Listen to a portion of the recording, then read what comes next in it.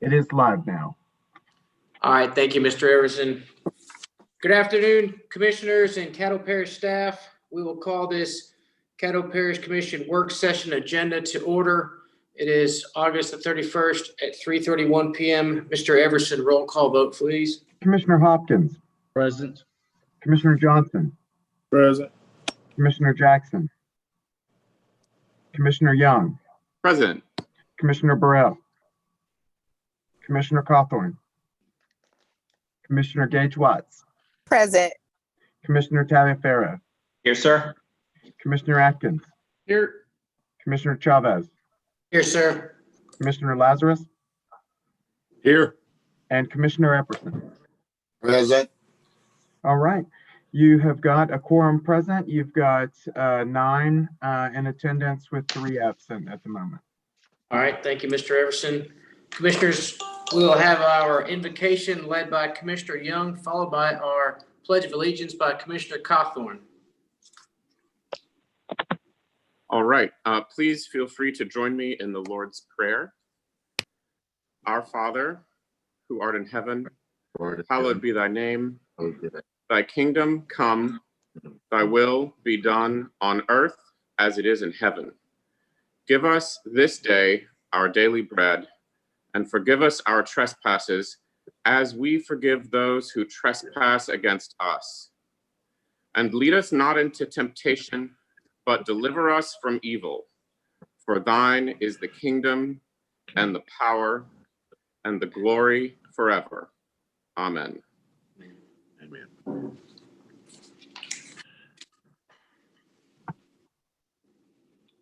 And I believe Commissioner Cawthorn, I wasn't sure if he was in attendance yet. Did you want somebody else to lead the? Oh, sure. He gave me a thumbs up that he was good to do it. He may not be able to log on, but Oh, he may have could, been, and I just didn't see him. I'm sorry if I cut him off. Commissioner Epperson, I know he's willing and capable.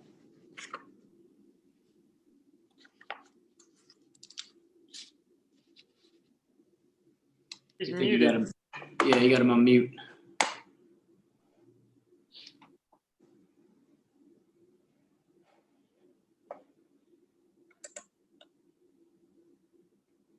All others, right hand across your heart, and that's to repeat the pledge in unison.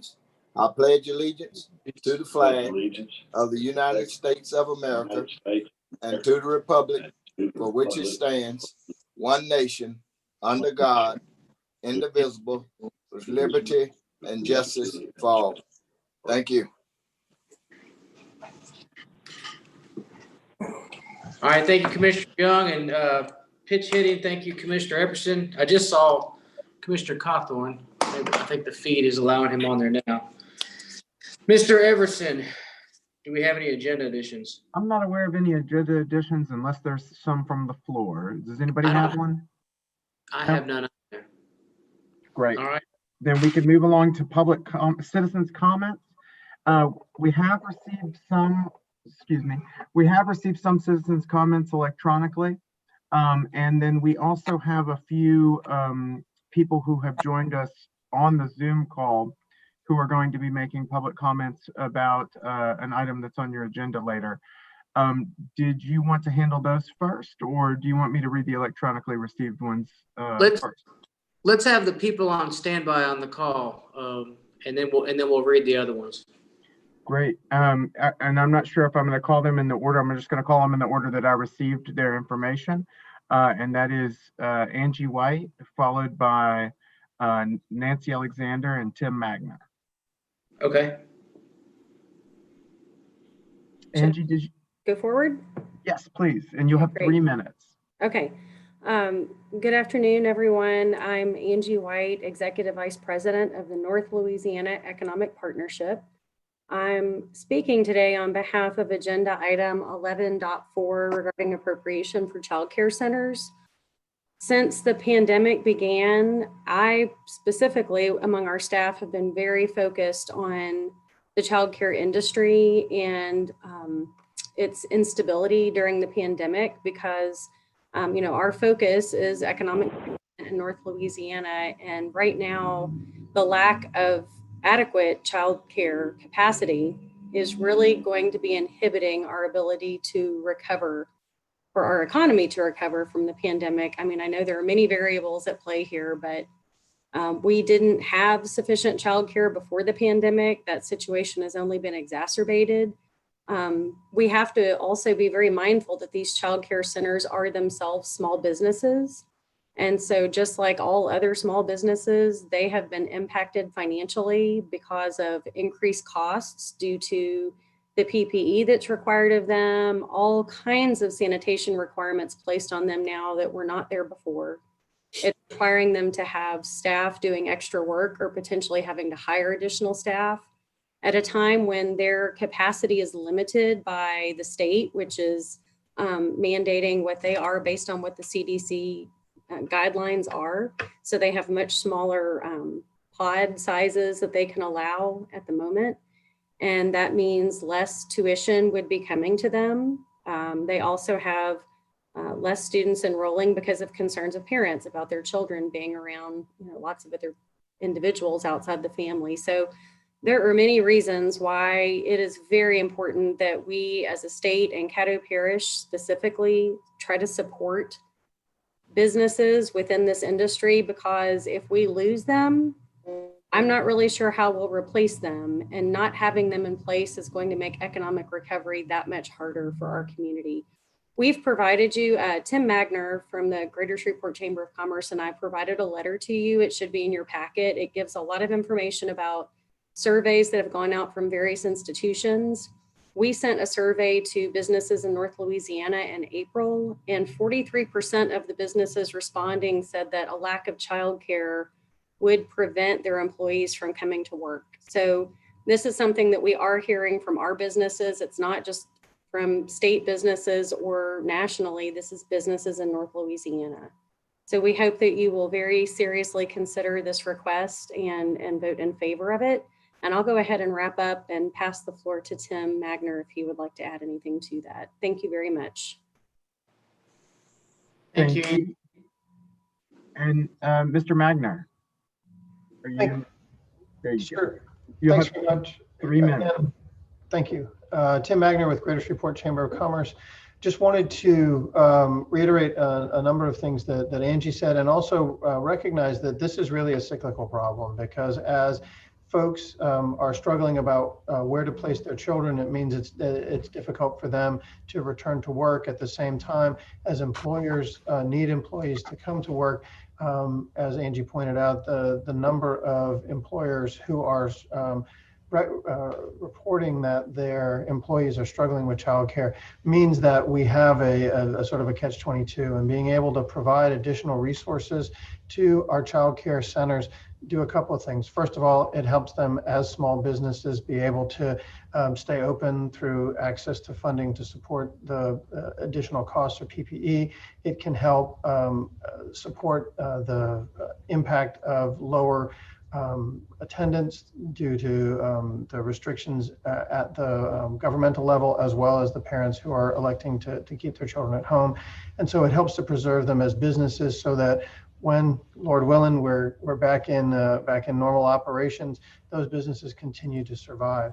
At the same time, it enables individuals, parents in particular, to be able to go to work and to be able to staff the businesses. Many of them are frontline workers. Many of them with young children are in critical locations or critical occupations where absence of childcare really has that sort of double whammy effect. So again, we encourage you to allocate the resources that have been proposed as a means of really helping to support small businesses, but also helping to keep the larger economy going through access to childcare for employees around our region.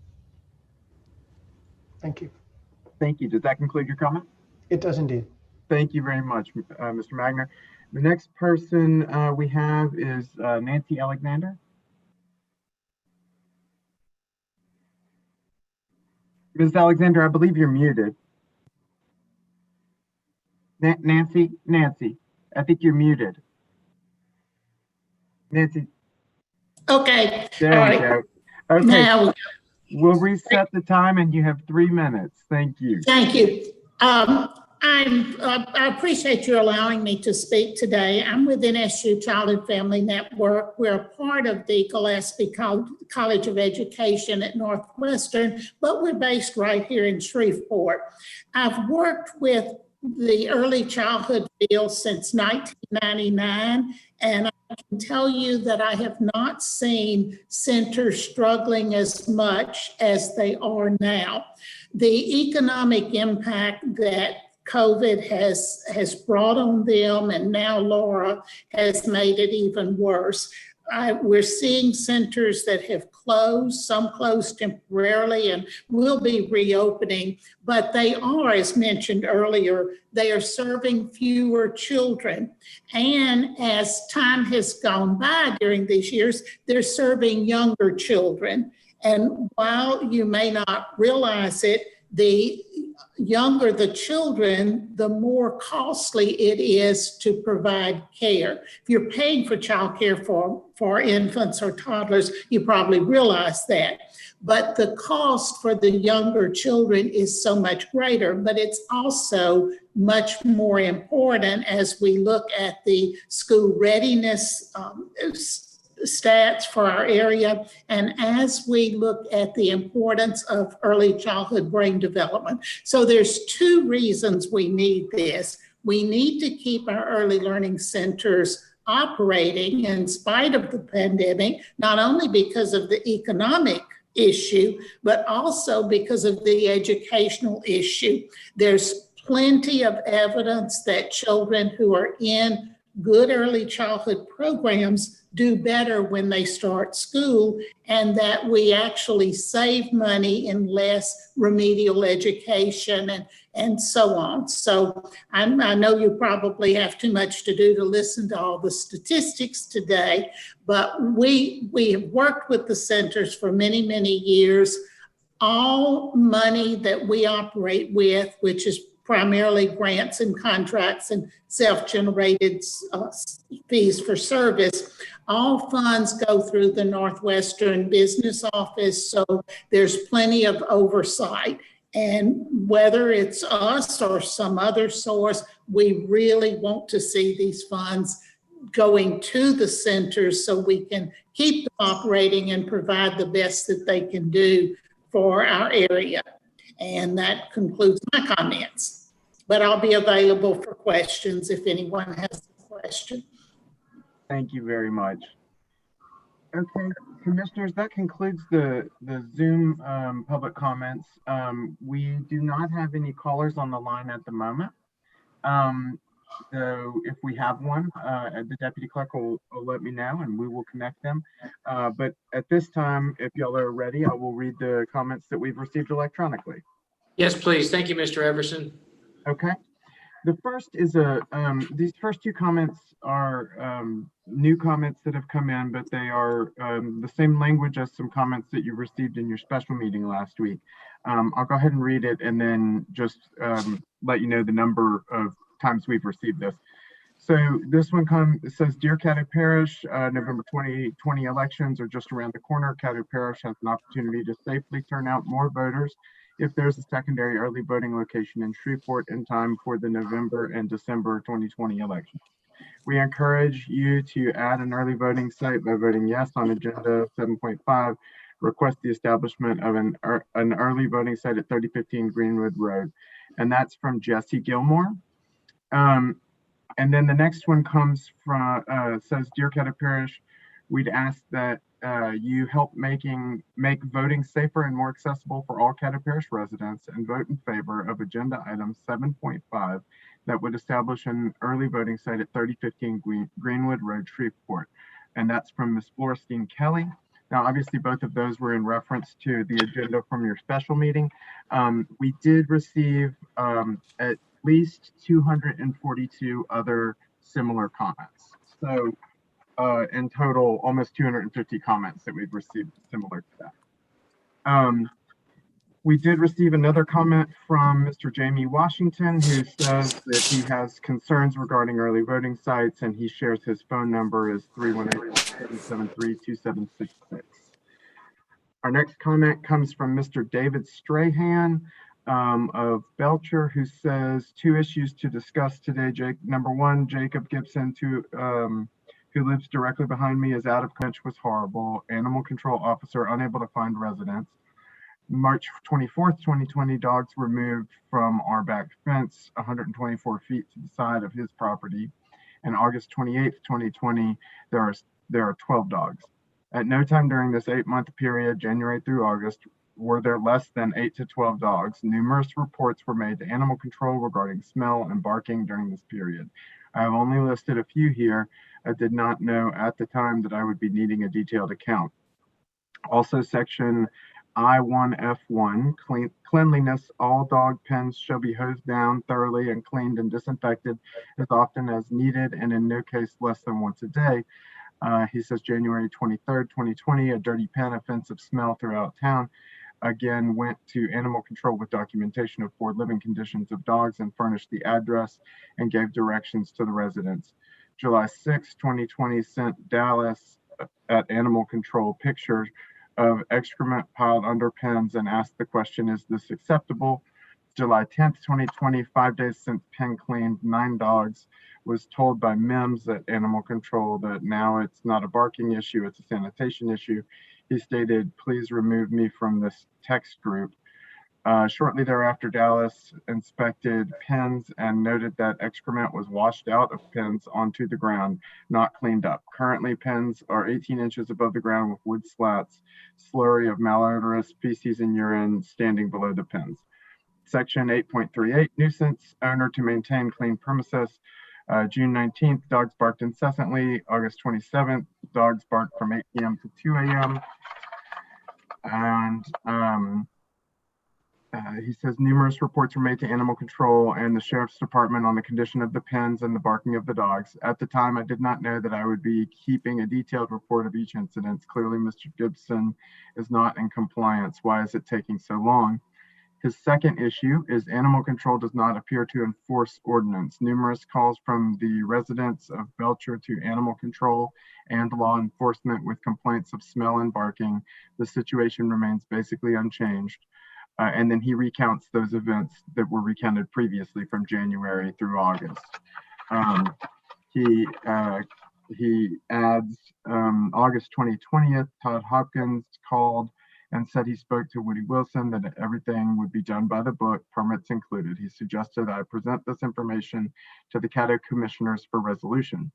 As of this time, the situation is essentially unchanged. 8 to 12 dogs in poorly maintained pens, wood slats for floors, squirted off with a water hose daily, resulting in malodorous slurry of feces and urine under the pens. Lime is sprinkled around occasionally. Numerous phone calls from me and other citizens of Belcher to animal control and the sheriff department without results. Sheriff department states it is an animal control problem. Animal control has been out here several times without results. Why are 8 to 12 dogs still in pens in poor conditions and barking? Why is he not in compliance? The issues have been going on for 9 months. As an alderman of Belcher, I have tried to follow protocol. I do not understand why the ordinance is not enforced. Why has this gone to the Caddo commissioners? Please advise me of what steps I should take next. And that concludes the public comments that we've received electronically. And we do have a caller on the line right now. Michelle, can you connect the caller?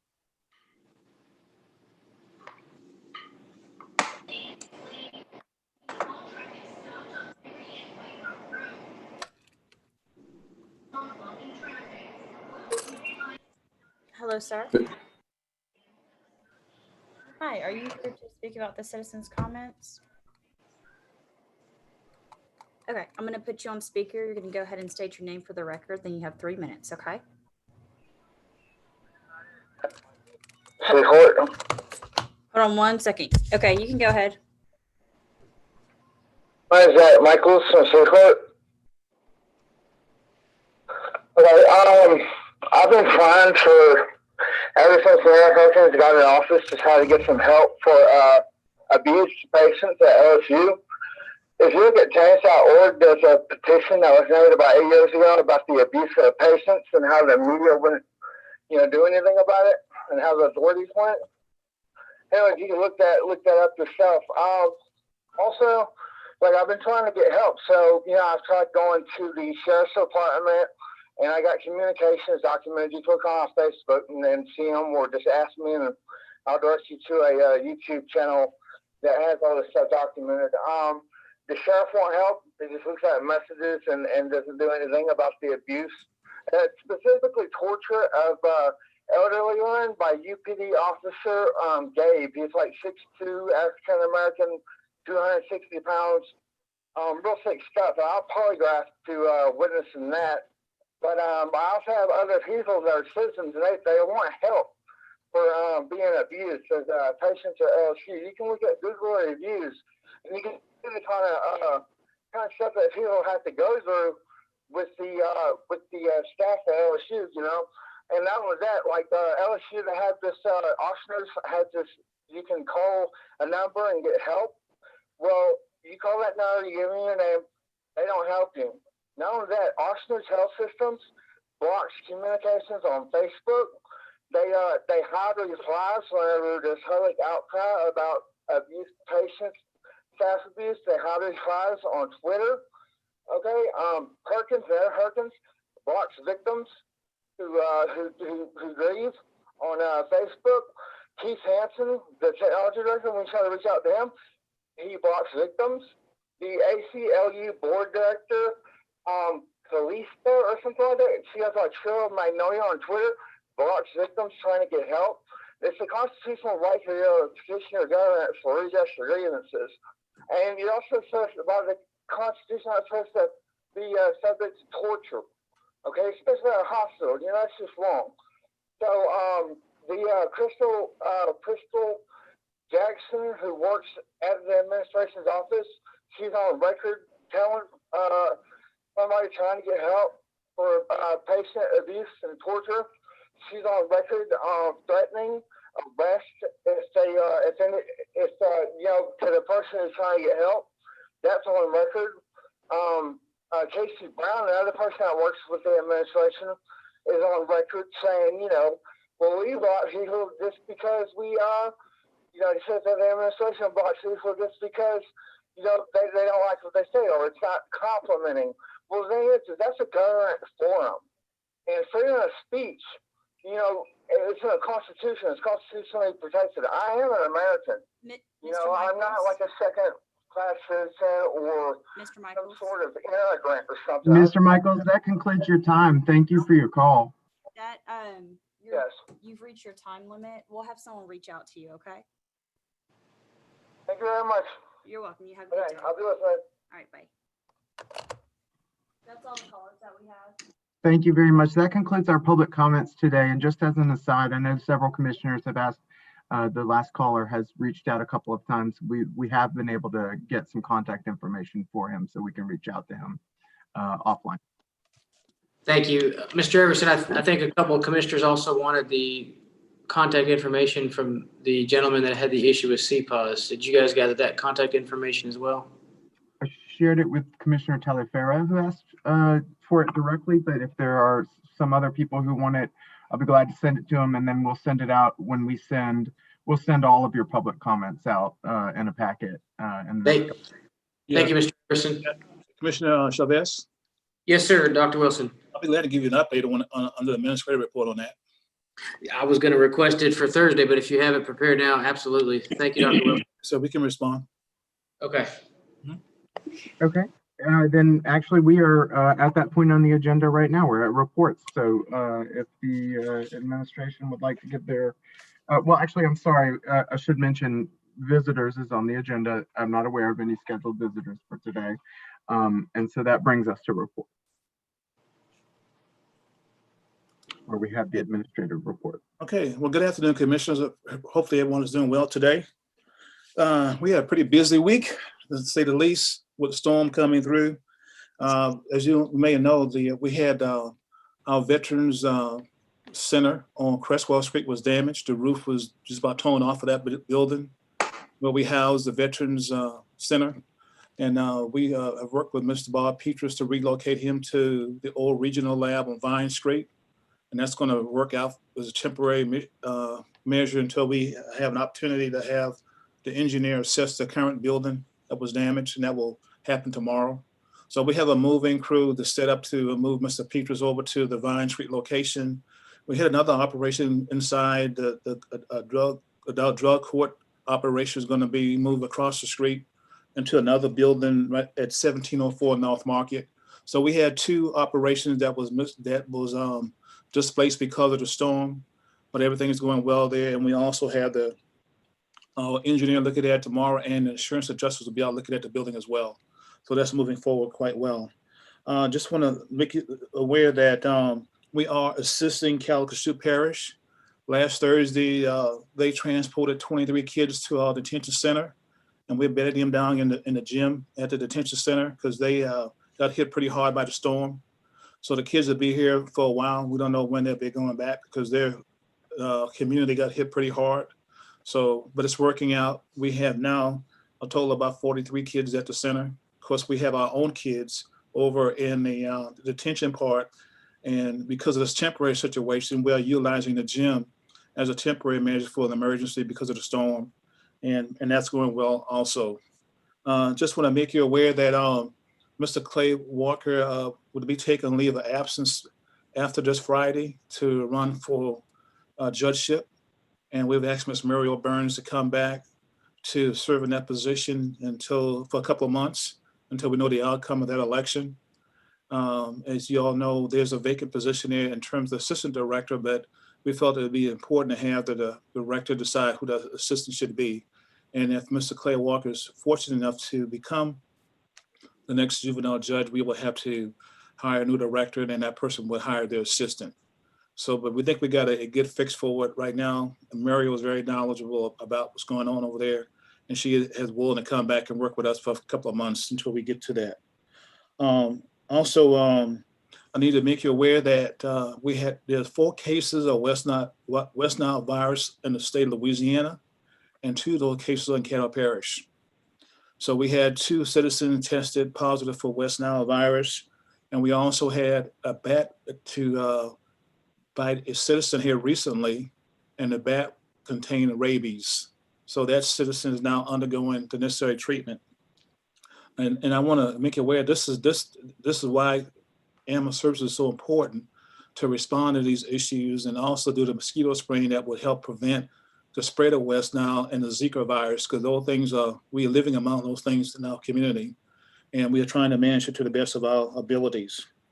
Okay, also this Friday is Mr. Robert Glass's last day as our able-bodied parish employee. Mr. Glass is going to go and play golf after this Friday coming up. 25 years of faithful and dedicated service. Mr. Glass, some of you all may or may not know, he has been the architect behind all our oil and gas efforts. Years ago, back in 2000, I believe 2007, when the oil and gas came into fruition with the Haynesville Shale, a lot of folks are telling us, y'all need to do this and do that. You need to go out and hire an attorney to specialize in oil and gas. We said, we don't need to do that. We had Mr. Robert Glass. Robert wrote all of the contractual stuff, working with our legal team. And just think about this, commissioners, the first windfall we've gotten from the oil and gas was like $17.6 million. And Mr. Glass didn't get any commission for that. He just did his job. And because he had that knowledge, saved us a lot of money that we didn't have to spend on expensive fees to cover that. So we are going to miss him. Mr. Glass is going to be available to consult with us on future oil and gas related issues. And we want to bid him the very best. He's done an excellent job for the past 25 years. And we're going to certainly miss him, and big shoes to fill, but we think Mr. Weaver is up to the task. So we are going to endeavor to move forward there as well. You heard a few minutes ago, a gentleman expressed some issues about animal services issues. We've been in constant contact with Mr. Gibson, who is the guy who owned the dogs in Blanchard, I believe. Todd is in Blanchard, Belcher. Yeah, in Belcher, and we've been out there a lot. And Mr. Gibson had recently poured a concrete pad last week, and he has one more thing to do: connect a sewer line to his pad so he could contain the drainage. And Mr. Mims was out there today on site inspecting it as well, who's one of our ACOs. So we have been out there every time Mr. Gibson has called us. And we are monitoring to make sure he's in compliance with the ordinance. But there's certain things that perhaps he's still authorized and able to have the dogs that he has on his property. Otherwise, we would tick them already. So he's not violating the ordinance, but he is going above and beyond and trying to make sure that he alleviates the complaint of his neighbors. And thus far, he has spent considerable money doing it. And he had one more connection to make, so the runoff would be going to a sewer system and not on the ground. So that hopefully that will alleviate the concern of his neighbors, but there's no way to tell for sure, but he will not be in violation of our ordinance once he totally complete the things that we have been pointing out for him to do. And we've been on top of it, going back and forth constantly to his house to make sure that he has complied. Also, if I need to provide you any additional information, we have pictures, of course. We can provide you all pictures as well if you need to see those as well. And we did invite our register of voter to be with us today, Mr. Dale Sibley. He is on the call. And I guess a couple of you commissioners expressed an interest in maybe having him available to answer the questions you may have. And he's been gracious enough to be able to come on to do that as you discuss this matter of alternate voting site location. So he is there. I think I pretty much had covered everything on my notes to cover with you all today. And I'll also be available any questions you may have for me regarding my report. Thank you, Dr. Wilson. Any commissioners like to get on the board for requests to either speak to Dr. Wilson or have some comments for Mr. Sibley? Go ahead and either raise your hand or wave at me. Okay, Commissioner Atkins, you can go ahead and lead us off. Thank you, Mr. President. Mr. Sibley, welcome to the commission meeting. Thank you for attending. Can you hear me okay? I think so. Can y'all hear me okay? Yes, sir, we can. Great. As you know, we have two parish libraries on the agenda for consideration for early voting sites. Are those equipped, or can they be equipped effectively to serve as an early voting site? Mr. Atkins, and to all the commissions, first of all, I appreciate being here because I know recently there's been a lot of talk about this issue, and I think there's been various information out there. I'm not sure how much of it or what sources it was all coming from. So this at least gives me an opportunity to deal directly with any questions that y'all have. In terms of any specific location, we have not. I think everyone needs to understand that this office has not been officially approached about checking out any particular location for an additional early voting site. That issue has a lot of parameters and a lot of considerations. And I would say one of the major considerations we would have at this point for any site would just be we're kind of at the 11th hour and we would need to move very quickly. But we have not, Mr. Atkins and Commission, we have not at this point evaluated any potential sites for an additional voting site. Our hands have really been full with all the changes that are going on with the elections this year. If you guys recall, the spring elections were pushed back to July and August. We wrapped those up and we're turning around, getting ready for the November election. And in about 2 weeks, we'll be processing mail-in requests and mail-in ballots. So looking at an additional voting site has really not been a priority for this office since our early discussions back in the fall of last year and early this year before COVID hit and kind of adjusted our calendar a little bit. Okay, so thank you, Mr. Sibley. So I guess if our resolution passes, you'll just evaluate the situation and see what we might be able to do. Yes, sir. What we would do is get with the Secretary of State's office. And if you guys have an appreciation for this process, it really requires cooperation between my office, the parish itself, and the Secretary of State's office. But from our point of view at the Registrar's office, as well as the Secretary of State's office, is really to look at, can we pull it off? If we're going to make such a step as this, and keep in mind, it's never been done here. For some reason, the past registrar never got to that issue. I'm not sure why. I'd like to have the opportunity to look into why he did not, or what things may be there that we don't know, because it hasn't been done here before. It hasn't been done extensively around the state. So I would think all of us would want to get a little bit more information so we know what exactly we're evaluating and whether or not we can give the citizens a first-class experience that we want to, particularly given all the attention that elections are getting this year. Okay, thank you, Mr. Sibley. Thank you, Mr. President. Thank you, Commissioner Atkins.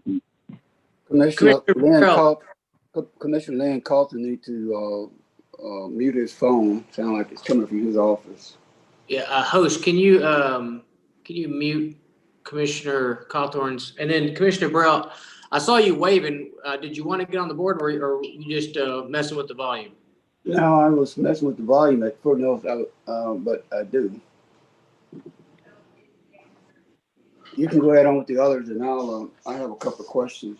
Yes, sir. I'll recognize you right after Commissioner Jackson. Commissioner Jackson, you have the floor.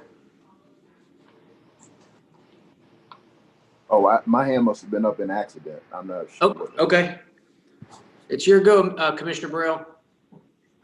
Going back to Mr. Sibley, I hadn't had an opportunity to congratulate him since his win. I mean, not his win, but his taking his office. But I think he's a very capable person. One of the questions that I have is dealing with the data lines. If we are changing this, I mean, these are two new early voting locations that was not on our previous list of early voting locations. I think the 3015 Greenwood Road, they have secured lines there because those lines are tied into the Secretary of State's office because it's a museum. Probably the same way the Oil City location is. But with these libraries, do they have secured lines? And then if so, they're gonna have to be prepped for them, for one, and I know that can be time consuming.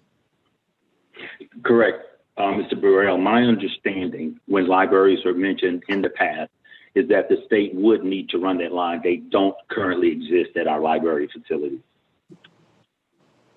Okay, do you have any idea, unless you have to get with your tech person, how long would that take? Because I guess being an old telephone person, engineer, I know that it's not something you can do overnight. And I don't, Mr. Burrell. Again, those are issues because this has never been done. There's no book on it. There are no notes that indicate what would happen. We're simply taking the statute as we understand it and trying to work with the Secretary of State and figure out exactly what those processes are. The state would be responsible to run that line, so it would be up to the Secretary of State's personnel within their IT division to check it out. But I cannot give you any idea in terms of timing because, again, these are issues that we simply have not dug deeply into yet. Yeah. Hey, could I add a comment to that, Mr. Sibley? Sure. Yeah, hey, Commissioner Burrell. We know that Bossier Parish is now occupying one of their libraries as an alternative voting location, so it could be done. But we don't know how long it will take to get it done. But the Bossier Library on Benton Road is being used as a secondary voting place for early voting. Okay, but if it is, I'm just saying, if it is over in Bossier, they may have had time to secure those lines. Yes, sir. I know that they just didn't go there and establish a site there and then boom, it's there. Yeah, I agree, sir. I'm just talking to the fact that the process has been done at a library through the state's office. It could be done again. Yeah. Point. Well, I know it can be done. I just wanted to see what kind of time it would take to condition those lines, because those lines must be conditioned for security purposes. And if I may, I know you can't see me raise my hand, but if I may just carry on to that, the Bossier situation is one that we would actually work with them to study. They've been doing this a while. Obviously, they went through the planning process to get it done over there because of their, their population numbers, et cetera. And that would be one of the things that we would want to do is take the time to get with, for example, Bossier. Hey guys, what exactly did you do? What were the issues? How do we make this happen as a practical level? At a practical level, what we don't want to do is to run the risk, if you will, if it's an unreasonable risk, and I don't know right now whether or not it is, but we don't want to run the risk to have our first experience for the citizens to not be a good one. We would want to be sure that everything is in place, all the agreements are in place, all the practical considerations are in place, because there are several things that go on with an early voting or with a registrar's office location that aren't exactly public knowledge in terms of how we have to treat people, how we have to account for people, how we have to secure the equipment, the whole COVID-related things that we've done here in terms of spacing and PPE and processes for getting people in and out. And again, I would simply say it is something that we would want to take a certain amount of time to do the research to ensure that we could present. As you notice in that model MOU that the Secretary of State sent, it indicates that I have to submit a plan in terms of how we're going to conduct that early voting at that additional location. And I would really like to have the time to really put together a plan that, one, would satisfy you guys on behalf of the citizens that it is a good plan that will work as intended, and secondly, take care of my staff and the Secretary of State's folks who actually have to make this happen. All of a sudden, instead of one location, we're trying to make it happen at two locations. And keep in mind, early voting right now is currently scheduled for October 20th. That's the start date, October 20th, and currently it's designed to run under the old rules for 7 days. There is an emergency order pending between the governor and the legislature, and I hear possibly the court that may extend that time as was done in July. If so, chances are that date will move further up into October, not backwards, because the November 3rd date will not change. So that date would move further up into October. So conceivably, by the 1st of October, we need to have everything in place to do early voting. And that's a tremendous amount of time for us from this date. Okay, well, again, I just wanted to caution us that it seemed like the process would take a little time, and if we're going to do it, you're going to have to lay out the plans pretty quickly and condition the lines and test them on top of that. Mr. Sibley, one other question in terms of sending out absentee ballots. When is that scheduled for? Because I took absentee ballots application for the what was that, back in July, because they had moved the dates, and it asked you about, I believe, the July election and the November 3rd election. So you mark that on the application. So do we have to fill out another form to request the November 3rd absentee balloting, or will that suffice? That should suffice, Mr. Burrell. What we do here under the law, depending on your rationale, unless you apply and you specify specific election and you want it for that election only, the law allows us to keep you on those lists. Our list, and we keep our list current, we keep adding people. We're up over 13,000 right now. Now, last fall, October 2019, we were at about 6,000 that we were sending out in terms of absentee ballot. We're up over 13,000 right now. So no, if you're on the list, you stay on our list unless you ask for a specific limitation or you ask that you be canceled off that list. Okay, thank you. Thank you, Mr. President. Thank you, Commissioner Burrell. Commissioner Epperson. My comment isn't relative to the early voting site. I want, if everyone is finished there, I'll do my comment now. Okay, thank you, Commissioner Epperson. I did have one question for Mr. Sibley, and then after that, I'll give you the floor because nobody else is on the board. Mr. Sibley, thanks for coming down. I know you mentioned that you had to get with the Secretary of State and they would have to come out and do a confirmation of the site or do a site survey. Is this physical? Do they have to physically come over here? Are these things that you can say to the public? I understand there's a lot of moving parts here, and we have a deadline, and we only have about 2 to 3 weeks. Can you speak on exactly what it's going to take for the Secretary of State to come certify the site? What I can speak to, Mr. Chavez and commissioners, is the fact that between the Secretary of State's office and our office, we would do an actual physical evaluation. There are certain things we would look for in terms of the layout of the building. Can we accomplish certain things in terms of security? Can we accomplish certain things in terms of how we queue people up? Now, we're speaking with a lot of unknowns because, again, this hasn't been done, and there's no current planning to make it happen. One thing I've learned in the registrar's business is each one of these 64 parishes tend to do things a little bit differently because everyone has a different situation that they're dealing with. There are several factors that we would have to look at, and right now it's very difficult to speak to that because, as I said, there is no plan. There are no protocols already established. We would simply be talking back and forth with the Secretary's office and trying to get calendars coordinated, but we would certainly need them and their assistance in terms of their technical people. Because keep in mind, even at that additional site, all of the machines and things that we use here that are tied into the state system would have to be there also. And we have some of the same protocols and the same requirements for security, et cetera, that we would have here at this building.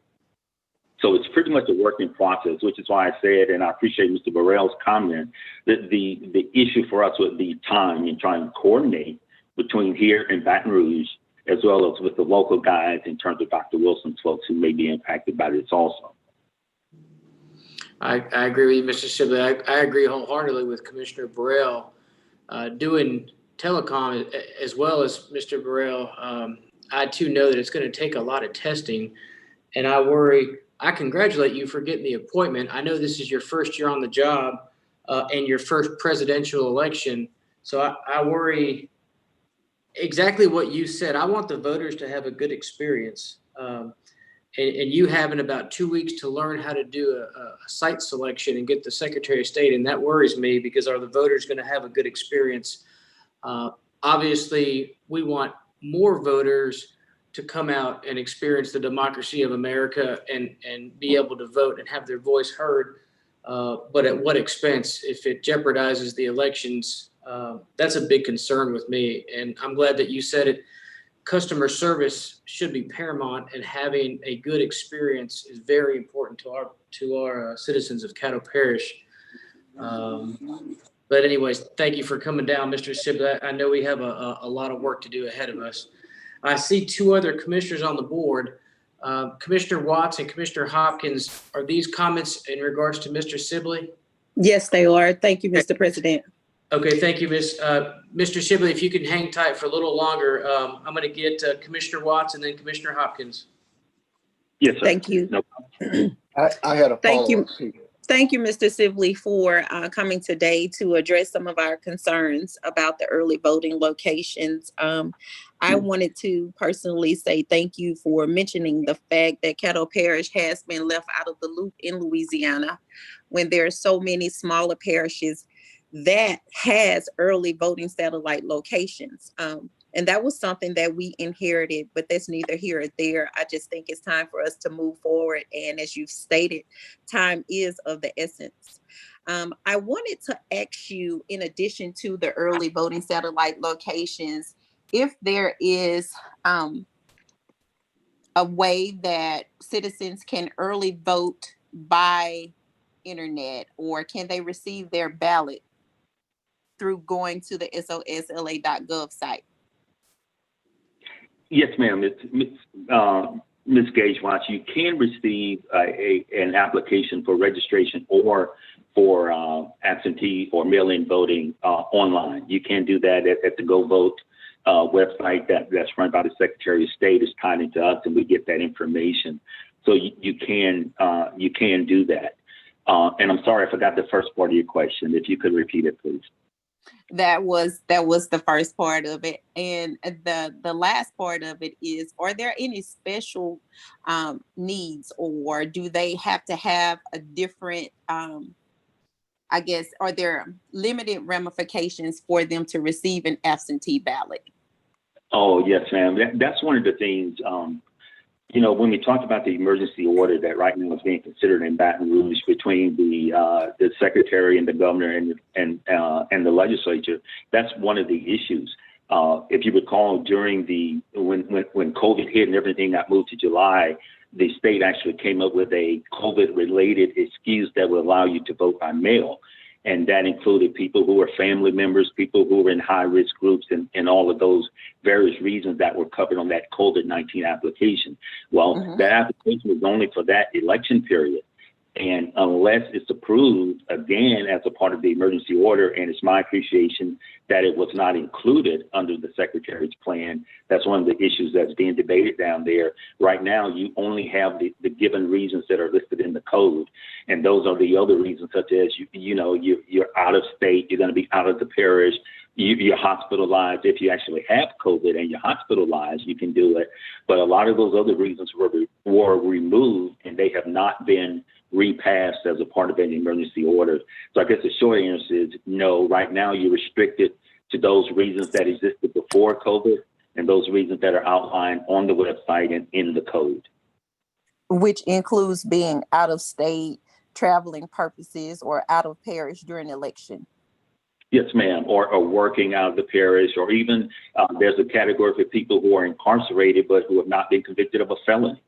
Guys up at CCC who haven't been convicted yet, they're allowed to vote by mail, and we have all those reasons listed on our website. But the primary one is if you're going to be out of the parish or out of the state during early voting and during the election, then you are allowed to vote by mail. Thank you so much, Mr. Sibley. Yes, ma'am. Thank you. Thank you, Commissioner Watts. Commissioner Hopkins, and then Burrell. Yeah, I think, Mr. Sibley, I'm the one that maybe shook the tree up last week. But one of the things that started out about a month and a half ago, where Representative Jenkins was coming to the commission with some information. I think him and the secretary had talked about possibly suggesting a site in Oil City because of access. And so that was going to be spoken about. And somewhere in between, I think the secretary, on my conversation with him last Tuesday, was that he had some concerns about the current location at the Bickham building because of the close proximity in COVID. So he had a suggestion that maybe they could use the exhibit building for regular for this election only, temporary using it, and then use Oil City as a permanent location. And I know Director Carmody has had an IT survey done in Oil City, but the report is not back yet. But he was going to talk to you, and probably right after that, the hurricane issue probably really broke off in full-fledged. So y'all probably didn't have no time to have the conversation. But would it be easier to use those two locations, in your opinion? Or, I mean, what do you feel as far as utilizing two state buildings that already have the line there? Right. I think the obvious advantage to using an already state-owned building is you eliminate the idea of needing permission, you eliminate the idea of rent. As you have indicated, you already have, theoretically, you already have lines connecting you to the Baton Rouge and important places down there. So I think that in and of itself would make a difference.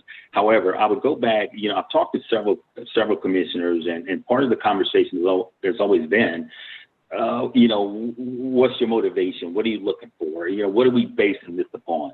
If we're basing it upon geography, then that may dictate one thing. If we're basing it upon population, that may dictate another. If we're basing it upon, for example, one of the biggest complaints I've heard since I've been here, and it's been around forever, is where we're located, people have to queue up outside. So if we wanted to say, is there a better place where we can get people off the street?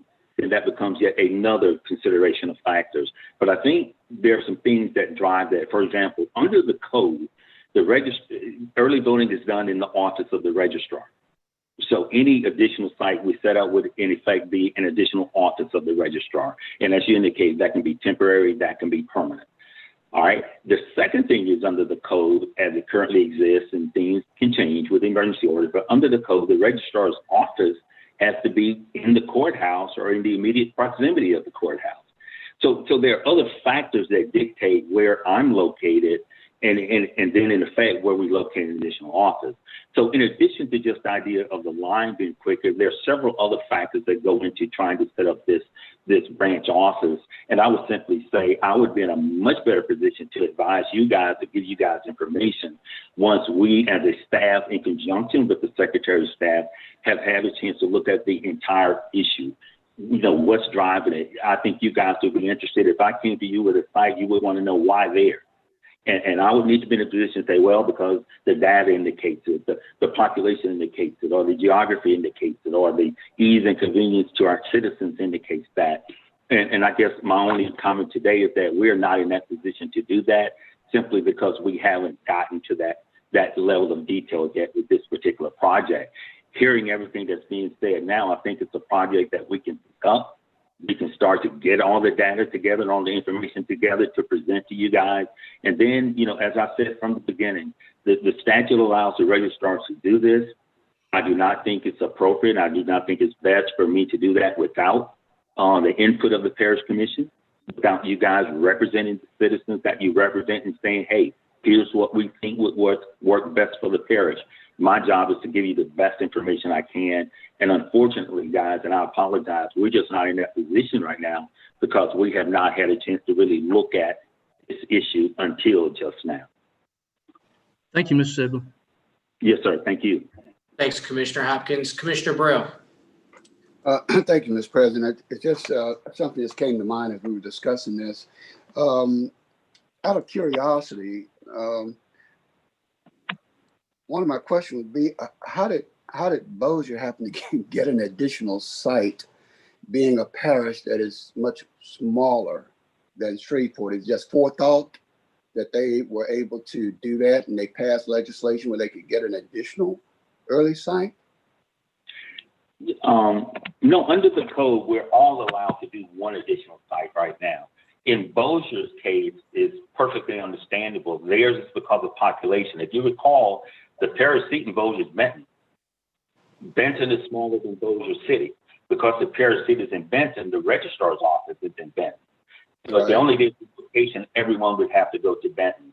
They did what I think was a practical and thoughtful and reasonable thing to do, and that is say, well, we're going to set up a satellite office in Bossier City, because then you're able to capture all that population in Bossier City. So theirs was driven by where their population center is located. Jefferson Parish, for example, they are authorized to do it because of geography. There's a river that separates East and West Jeff, so they're allowed to do it. So all of us are allowed to do one, but some places are allowed to do it based on geography, such as Jefferson Parish. In Bossier's case, it's because the parish seat is in Benton, but the population center is actually in Bossier City. Well, I guess that solved the question that I had, because it was my understanding that this additional early voting site had to be something that was legislated. But what I'm hearing you say that's automatically in legislation to be able to do an additional site. Am I understanding that correctly? That's correct, Mr. Burrell. Under the current statute, we are allowed to do one additional site. And that's kind of, when I first got selected and we had some initial conversations and some of you guys weren't on board yet, we were initially under the impression there could be more than one, which would, make it a very easy thing to do in terms of satisfying all the areas of the parish. But then we very quickly learned that under the statute, we can only do one additional site, and anything other than that would have to be changed by the legislature. That's interesting. But you can have an alternative voter registration office, right? A satellite office? No, it's all called a branch office. Satellite branch, we're all talking about the same thing. It would be an extension of this office located physically someplace else within the parish. But it would be it has to be a permanent site.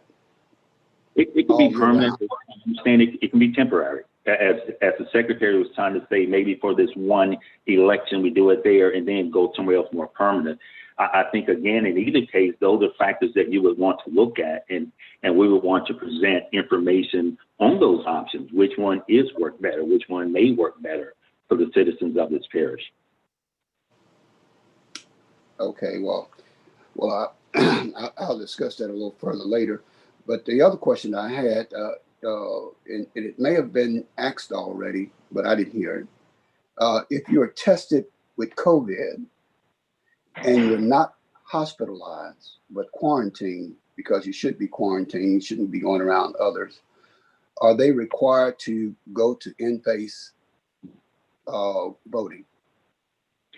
That's one of the things, Mr. Burrell, that's being talked about as part of the emergency order. That was one of those reasons that was under the order for July and August, but as I appreciate it, is not under the order now. If you are actually hospitalized, because there is a category for mail-in voting if you're hospitalized. But in terms of a self-quarantine or quarantine in conjunction with taking care of a family member or something like that, that's one of the things that was included in the July-August election cycle, but right now is not included in this election cycle. Well, I'm not necessarily talking about taking care of a family member. I'm talking about you actually having COVID, but you're not hospitalized. I don't think everybody that has COVID or what have you has been hospitalized. So are they required under state law to go and do in-face voting? No, that's what's being talked about as part of the emergency order. So until we get it, we have to say the answer right now is if you're not hospitalized. Now, I've heard some talk of people saying, well, you have to show a positive test for COVID, but the application itself says hospitalized. Okay, thank you. Thank you, Mr. President. Thank you, Commissioner Burrell. I don't show any other commissioners on the board. If we have any other questions for Mr. Sibley, we'll let him get back to work. And Mr. Commissioner Epperson, you have the floor. Dr. Wilson, I'd just like for you to invite Mr. Michael Corbin, SWEPCO representative, to our Thursday's meeting on your administrative report, please. Did you read me, Dr. Wilson? Yes, I heard you, sir. I got it. Okay, thank you. That's all I have. Thank you, Commissioner Epperson. Any other commissioners with requests for Dr. Wilson or information? If not, one other. Yes, Mr. Burrell. There have been a survey put out for a while now, public survey on broadband. And given the fact that we are in a COVID situation and all the reports are saying that Caddo is under, broadband capabilities are not adequate. Could you, Dr. Wilson, talk to Mr. Ellis, who is spearheading this out of New York, and see if he could be on administrative a call For Thursday? Yes, sir. Yes, sir. Yeah, I still have his number, I believe. If not, I'll give it to you. Okay. I can resend his contact info as well, Dr. Wilson. Okay, thanks, Jeff. Appreciate it. Thank you. Thank you, Mr. President. Dr. Wilson, last question on that. Yes, sir. That gentleman with the 12 dogs. Yes, sir. Is that a business or is that just his 12? Is it the same 12 dogs? It's not a business. He's a private citizen. He's just a dog lover? Yes, sir. I understand. Okay. All right. That's all. Mr. Everson, moving along. Great. Before we leave reports, I do want to call to y'all's attention. It was prepared and posted, but I omitted the attachment of the certificate of teleconference on your agenda. So I want to mention it right here, just to let y'all know that it did go out and that it was, prepared appropriately. It'll be included in your minutes. And that brings us to commission remarks. All right. Any communiques? I know everyone's been busy getting limbs out of their yard and not having power. All right, Mr. Everson, I see none, so we'll go ahead and move along. We'll be That back on. brings us to President's report. I'll yield till Thursday as well. Okay, and then that brings us to old business where we have one item. 10.1 is the authorizing of resolution number 63 of 2020. It's a resolution to study establishing a youth education program to interrupt the cycle of youth violence, to invite the Caddo Parish School Board and local hospitals to participate, and otherwise providing with respect thereto. And this Move. comes So move. Second. Second. All right, got a motion by Commissioner Watts, second by Commissioner Young. Commissioner Watts, would you like to speak on that motion? Sure. I'll go ahead and speak now. Can you hear me? Yes, ma'am. We can hear you. Great. Okay. Good afternoon, everyone. Commissioners, I come to you all in complete humility, asking for your support in this urgent matter. We just don't have another moment to waste. During this current COVID-19 pandemic, our youth has suffered severe mental trauma due to gun violence, and the risks are potentially greater for exposure to COVID-19 due to close contact, often hanging out in groups. Public safety is at an all-time high. Citizens are afraid to go to the store and often afraid to sit in their front rooms in fear that their homes will be riddled with bullets. We have a growing problem.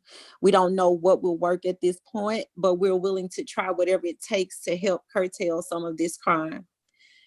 I believe that the coordinated efforts between local hospital facilities and Caddo Parish will be a method for educating the realities of major trauma and hopefully deter those at-risk youth from perpetuating a cycle that has no positive outcomes. Beginning in the hospital, a time when a youth who suffers an injury resulting from violence are most likely to listen. They will introduce alternatives. Currently, there are pre-existing programs being administered that has nationwide proven success. I ask for your support in passing this resolution with hopes of redirecting our youth involved or potentially involved in gun violence. Thank you. Thank you, Commissioner Watts. Commissioner Burrell, I see you on the board.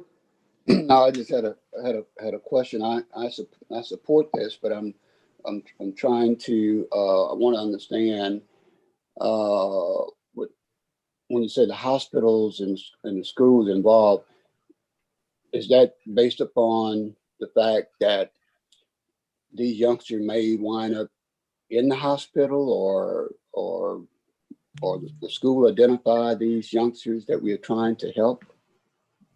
Yes, sir. Mr. President, may I address that? Yes, thank you. As the author, I'll Ms. Watts, please address Commissioner Burrell.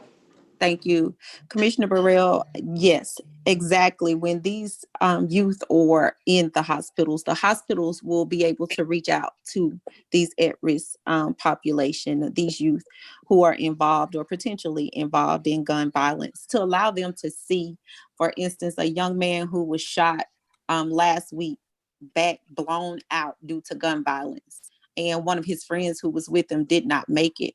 We have had 7 highway shootings on our interstates right here in Caddo Parish within the last month. And we have to do something to show them that this is not a game, that this is real life, and this is what happens, and there's no turning back once this happens. So these were all youth that was shot. I heard about a yes, couple, sir. But I didn't hear that there was 7. Yes, sir. Okay. All right, Mr. President, that's what I wanted. Thank you, Commissioner Burrell, and thank you for the explanation, Commissioner Watts. I show no other commissioners on the board. Mr. Everson? Okay, Mr. Hopkins, Yes. Mr. Johnson. Yes. Great, thank you. Commissioner Jackson? Commissioner Young? Yes. Commissioner Burrell? Yes. Commissioner Cawthorn? Yes. Commissioner Gage Watts? Yes. Commissioner Talaferro? Yes. Commissioner Atkins? Yes. Commissioner Chavez? Yes. Commissioner Lazarus? Yes. And Commissioner Epperson? Yes. Okay, that motion passes. I've got 11 yeses and 1 absent. Should have been a yes, Jeff. Oh, I'm sorry. Thank you. I didn't hear you. Yeah. Okay. Messing with my mute button. Motion passes unanimously with 12 in support. And that brings us to new business. You want me to go ahead? Yes, sir. Okay.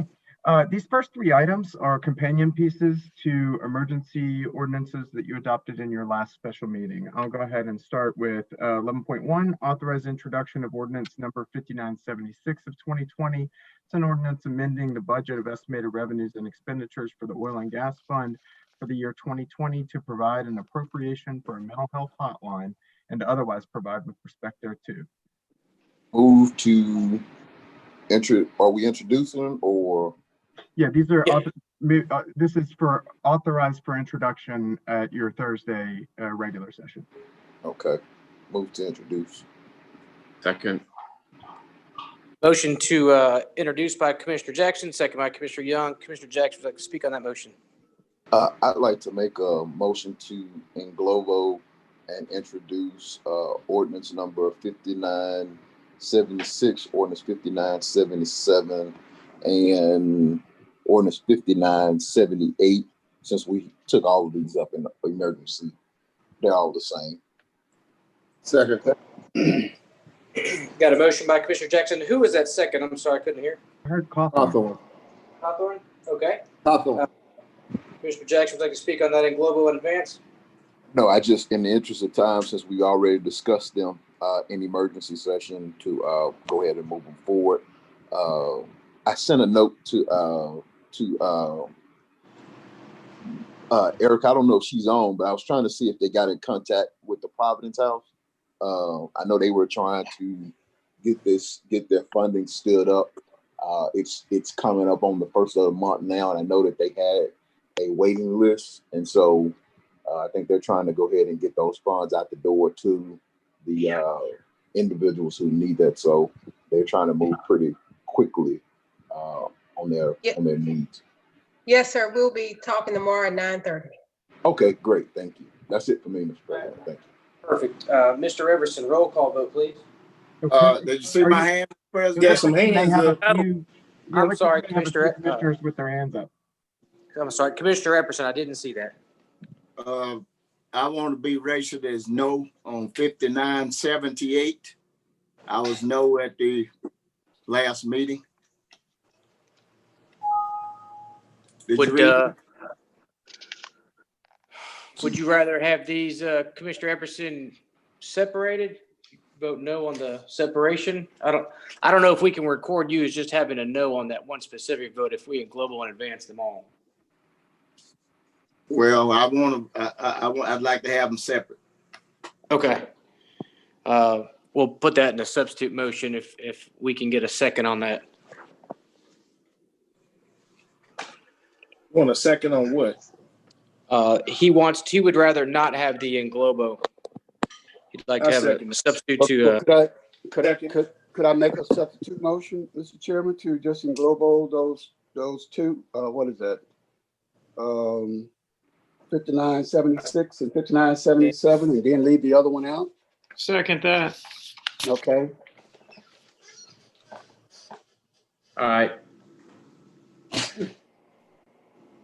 59, call those two out again, write this down. Substitute motion to englobo 5976 and 5977. Okay. And that was a second with? Yeah. Atkins. Commissioner Atkins. Okay. All right, would you like to speak on that motion? No, I'm good. All right. Let's see.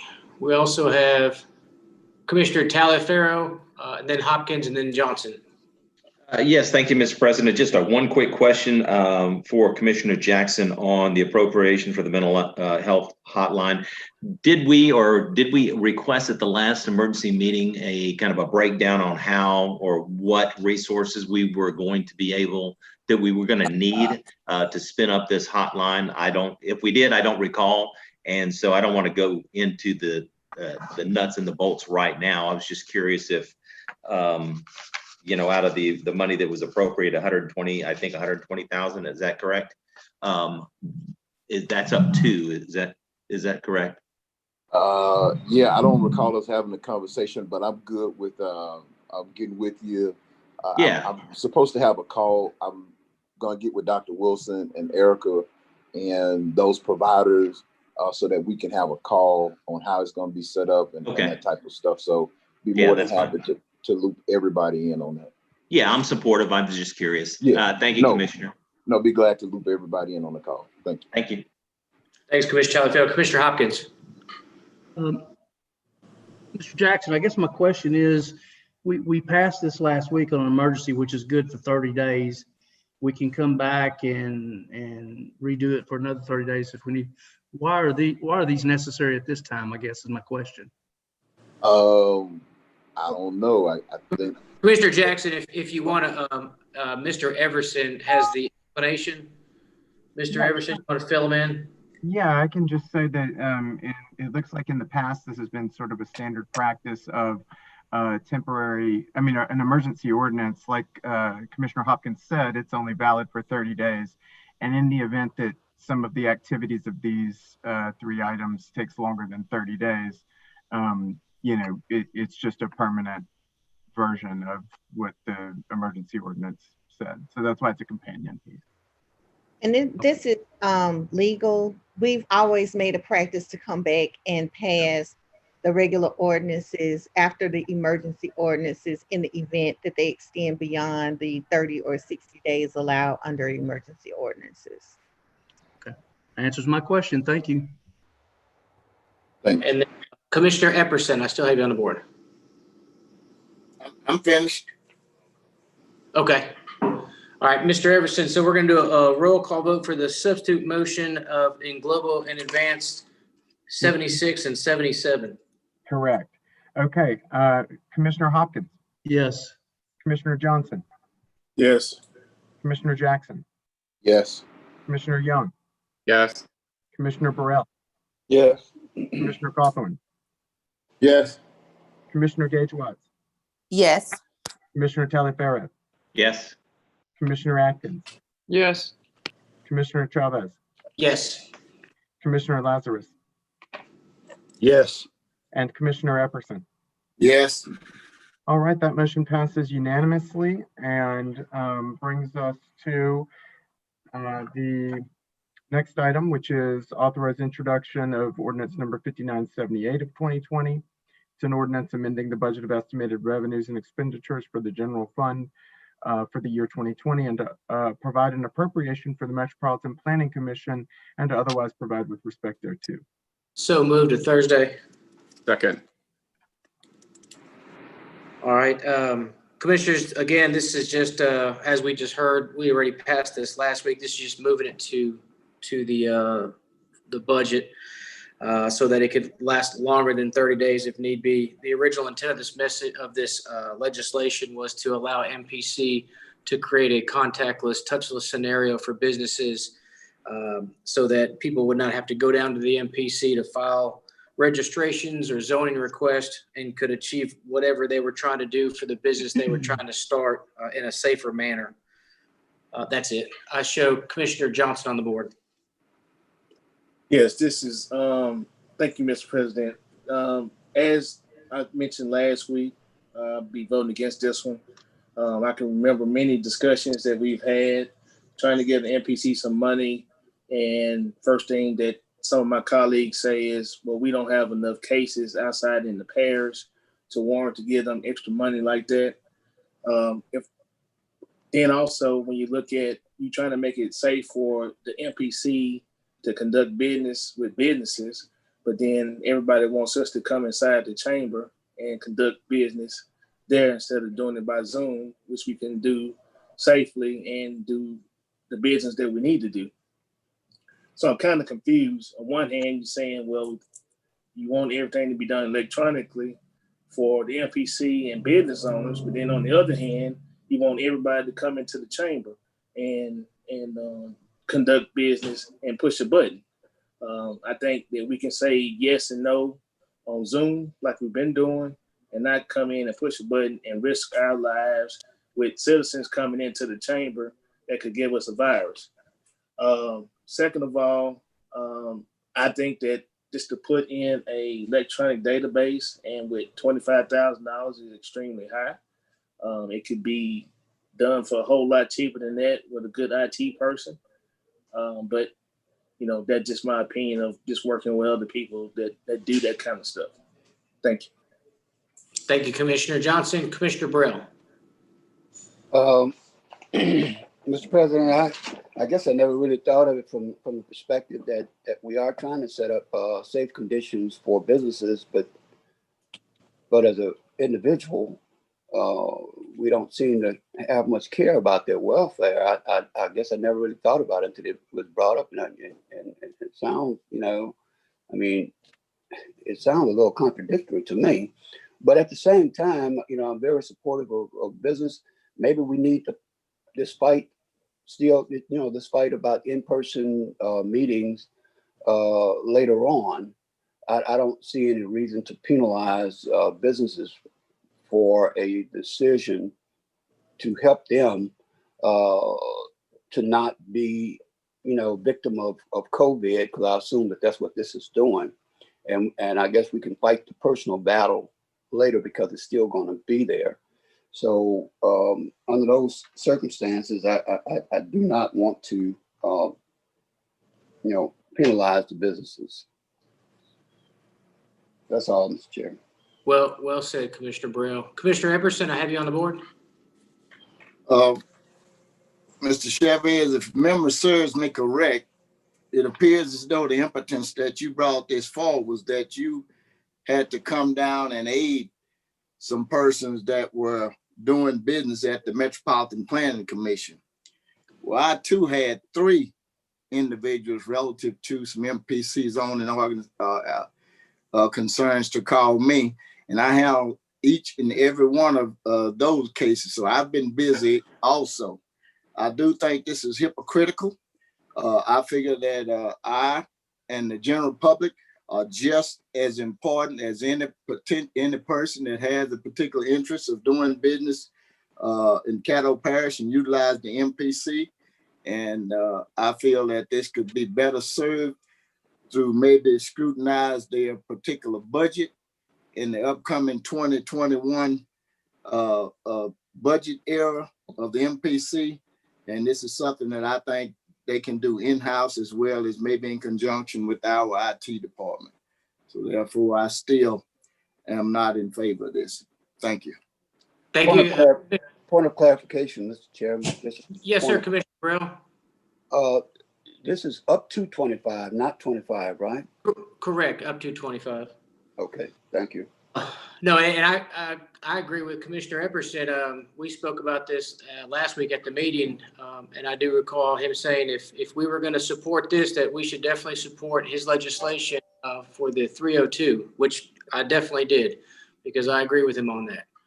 So I show no other commissioners on the board. Mr. Epperson, roll call vote, please. Commissioner Hopkins. Move to Thursday, yes. Commissioner Johnson. No. Commissioner Jackson. Yes. Commissioner Young. Yes. Commissioner Burrell. Yes. Commissioner Cawthorn. Yes. Commissioner Gage-Watts. Yes. Commissioner Talaferro. Yes. Commissioner Atkins. Yes. Commissioner Chavez. Yes. Commissioner Lazarus. Yes. Thank you. And Commissioner Epperson. No. All right, that motion carries with 10 in support and 2 in opposition. That brings us to the next item on your agenda, which is 11.4, the authorized introduction of ordinance number 5979 of 2020. It's an ordinance amending the budget of estimated revenues and expenditures for the oil and gas fund for the year 2020 to provide an appropriation for child care centers for COVID-19 related expenditures and to otherwise provide with respect thereto. Move to advance. Second. Got a motion to advance by Commissioner Young, second by the chair. Commissioner Young, would you like to speak on this motion? Yes, please. All right. I put this motion on the agenda because Angie White at Northwest Louisiana Economic Partnership was communicating that our economy needs more and more stable and safer childcare establishments to be up and running in order for people to get back to work. And many of our commissioners have pointed out that we are looking for ways to deploy the funds that we have been given to distribute in our parish before they would otherwise be sent back to Baton Rouge. This seems to meet an ongoing need that's critical right now. And I was also introduced to Ms. Nancy Alexander, who has worked in the space for a really long time and is a member of a credible institution that can help manage the process and the purchasing and all the details of the project. It seemed in keeping with our previous allocations during COVID, and I believe it will be. And I would like to have the administration confirm this for me. Now, I believe that these funds would be CARES Act reimbursable. That's all. All right, thank you, Commissioner Young. Well, Erica, actually, I think you have the answer on that, or Haley. Was that, are you guys in agreement with Commissioner Young's assessment that these will be reimbursable CARES Act funding? Commissioner, based on the description, it seems like those could qualify for CARES Act funding. Just want to remind y'all that CARES Act is not guaranteed. It's based on the funding that's available at the time of the consideration. Meaning that there are other entities that are requesting money, and we've been provided information that these other entities are requesting significant amount of money. So based on the description, it qualifies, but we cannot guarantee that we will get reimbursed. Ms. Bryan, do you know how much money we have left to allocate and how much is being requested now? What kind of space is there? I think the last time we saw it was about 8 million, but we are getting indication that there will be requests for above the amount that's left. Yeah. Do you know, like, is it like other governments, like the city government that's requesting it? Or? Yeah, it's both the sheriff, the city governments, and other governments that are making their requests. But I can say all indications are that they will receive requests for the entire amount. And we're also getting indication that other parishes are now putting in additional amounts for requests because law enforcement is able to get additional monies for their payroll, where other entities are not able to request for payroll. Right, thank you. So for any questions about details or the importance of the project, I see that our visitors, Tim Magner and Angie White and Nancy Alexander are still online. So I think they would be good at answering some of those questions if they can. Thank you. Thank you, Commissioner Young. Vice President Johnson, I see you on the board first. Yeah, thank you, Mr. President. I have a couple of questions. The first question, does this include all licensed daycare centers in Caddo Parish? We were looking at those that serve the largest numbers of child care subsidies. The lower income programs would be the priority. Okay, second question. Some of the daycares I know also have schools attached to them, like K-6 or K-3. Are those included in this, or are those separate? There really aren't very many that have schools to it, but I anticipated the funds going only to the child care part of programs. Okay, and then my third question is the child care part. And then my third question or request is that we have a list of those daycares that you're considering giving the money to.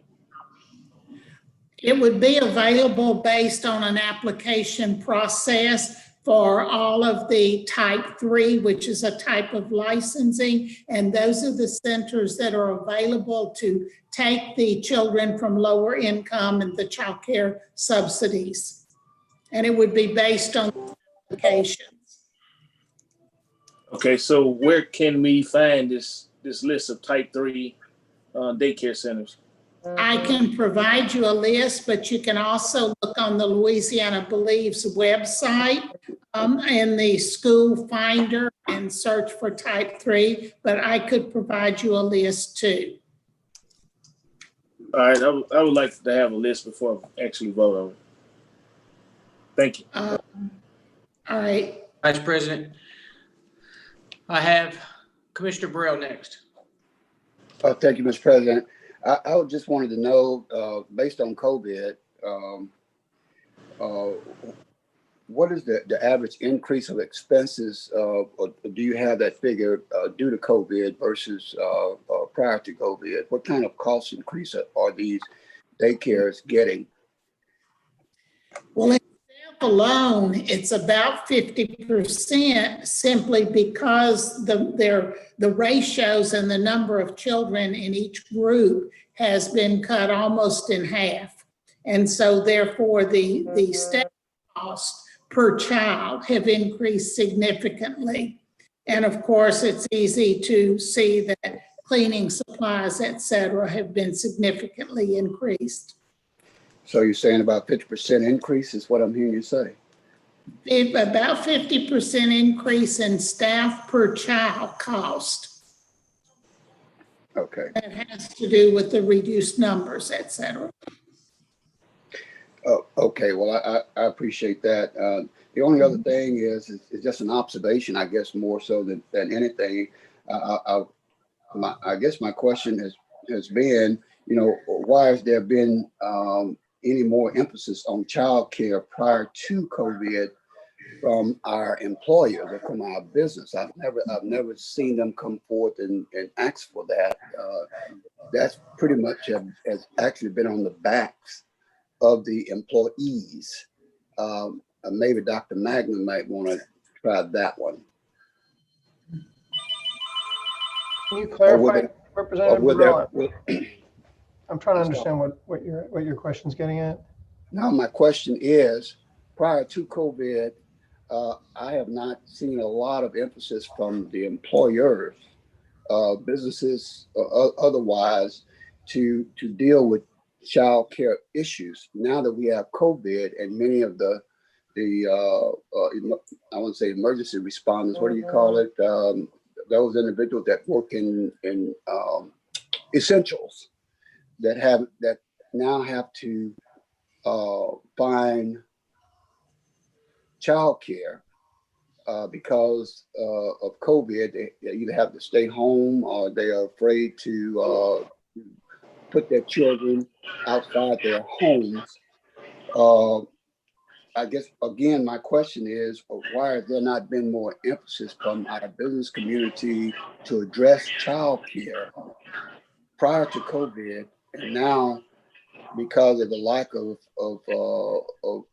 employees out there that's dealing with COVID, where it's putting pressure on our businesses to run, that we have not had more emphasis? Or do you see this now as being an issue that businesses will take up? I just have not seen it over my 20 years. Well, I'll speak for myself in this particular instance. You know, we've been very active in early childhood education in the last several years, particularly around the early childhood tax credit, which is a program that we have spent a fair amount of time supporting. In addition, myself, I've worked with the U.S. Chamber as well as with the Louisiana Institute for Children, advocating for additional child care dollars through the state and as well as looking at mechanisms that we can use locally. We've been partnering with Step Forward as well as the Committee 100, looking at the range of child care need in our community. We were advocates for the additional funding for the first time in the 2020 legislative session. State dollars were allocated to help support access to child care. Again, much of that money was to offset the departure of federal dollars, but we have been focused on really trying to build a platform to engage in a conversation around this. There are my number is about 17,500 children between 0 and 5 in our area. About 8,500 of those, or about half, have some access to structured childcare. We've been working with the Committee 100 behind the scenes to try and Step Forward to try and develop a mechanism in our community to talk about how we provide greater access to this. I think, to your point, the pandemic has created a significant amount of challenge and perhaps exposed the fragile nature of childcare. We've been, Nancy has been spearheading an effort with Step Forward in early childhood to begin to help us really get our arms around where the need is and how we can begin to address it. In this particular instance right now, what we're seeing is that significant numbers of parents who had access to childcare don't have access to it now, for one.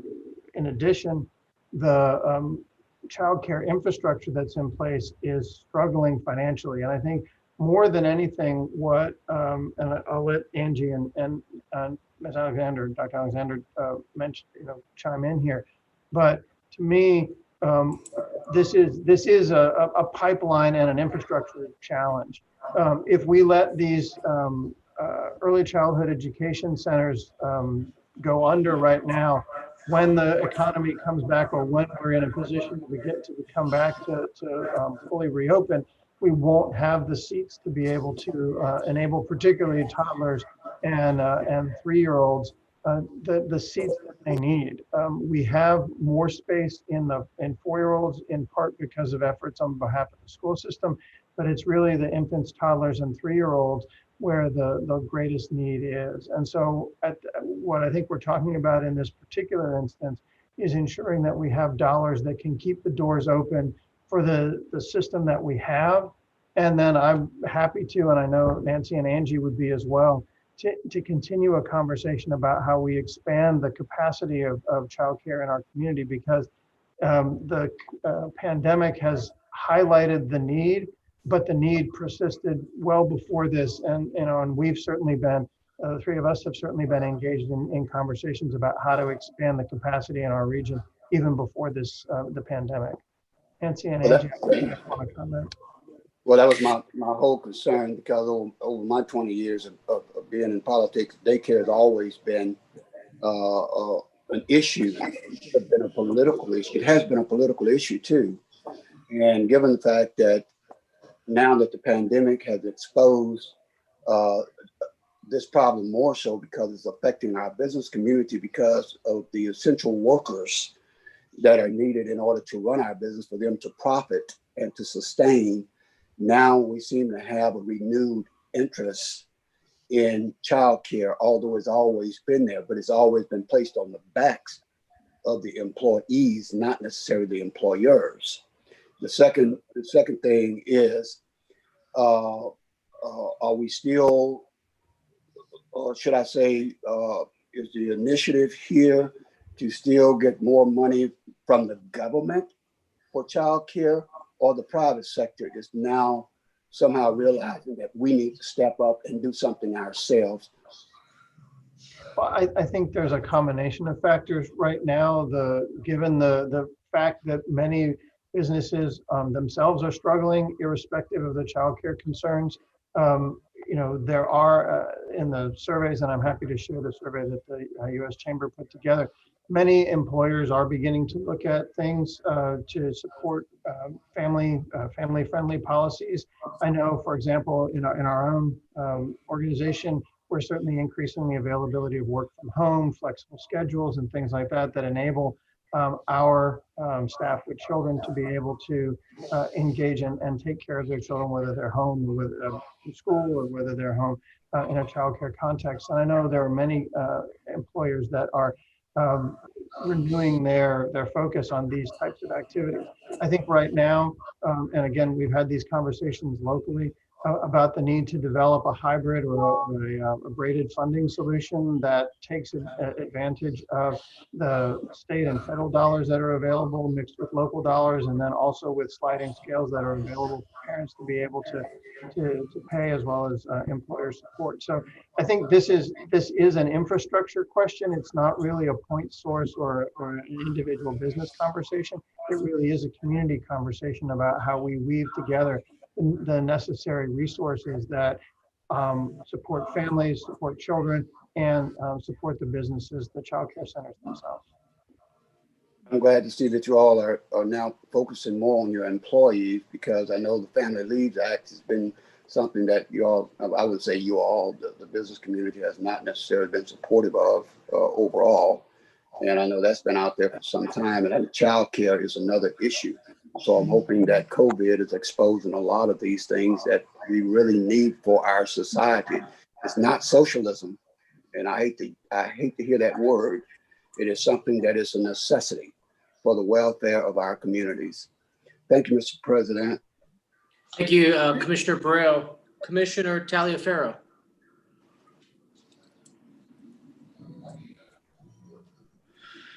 Yes, Mr. President, thank you very much. I think LBJ, Commissioner LBJ was asking Ms. Alexander to provide us with a list of those type 3 licensees that would be receiving this funding. Is this to supplement their revenue, Ms. Alexander?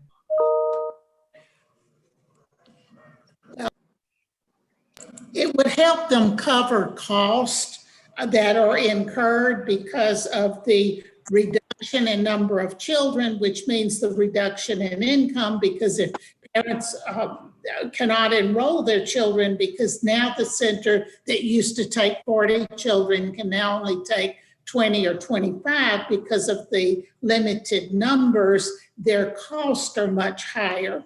And so it would be primarily for the supplies and necessary improvements to meet COVID mandated requirements. So when you say the supplies, are you referring to COVID supplies like masks and things like that we've been given generously for the past 4 months? Those kind of supplies, or what? Those cleaning supplies, thermometers for checking temperatures. We've discussed the installation of hand washing sinks, because if there's not a sink in the classroom, it's less likely that people are as consistent about washing their hands and other things. Everything would be to deal with COVID remediation and cost. Okay, and so in the recent past, since before we're entertaining this resolution, what have they been doing? Well, of course, they didn't have that amount of expenses. They never had to have masks before COVID, for example. They didn't have to check the children's temperatures. Now, the centers did get a 30-day supply back in June, which we helped them, we helped the state distribute. Those were from the Department of Education, but of course that's gone now.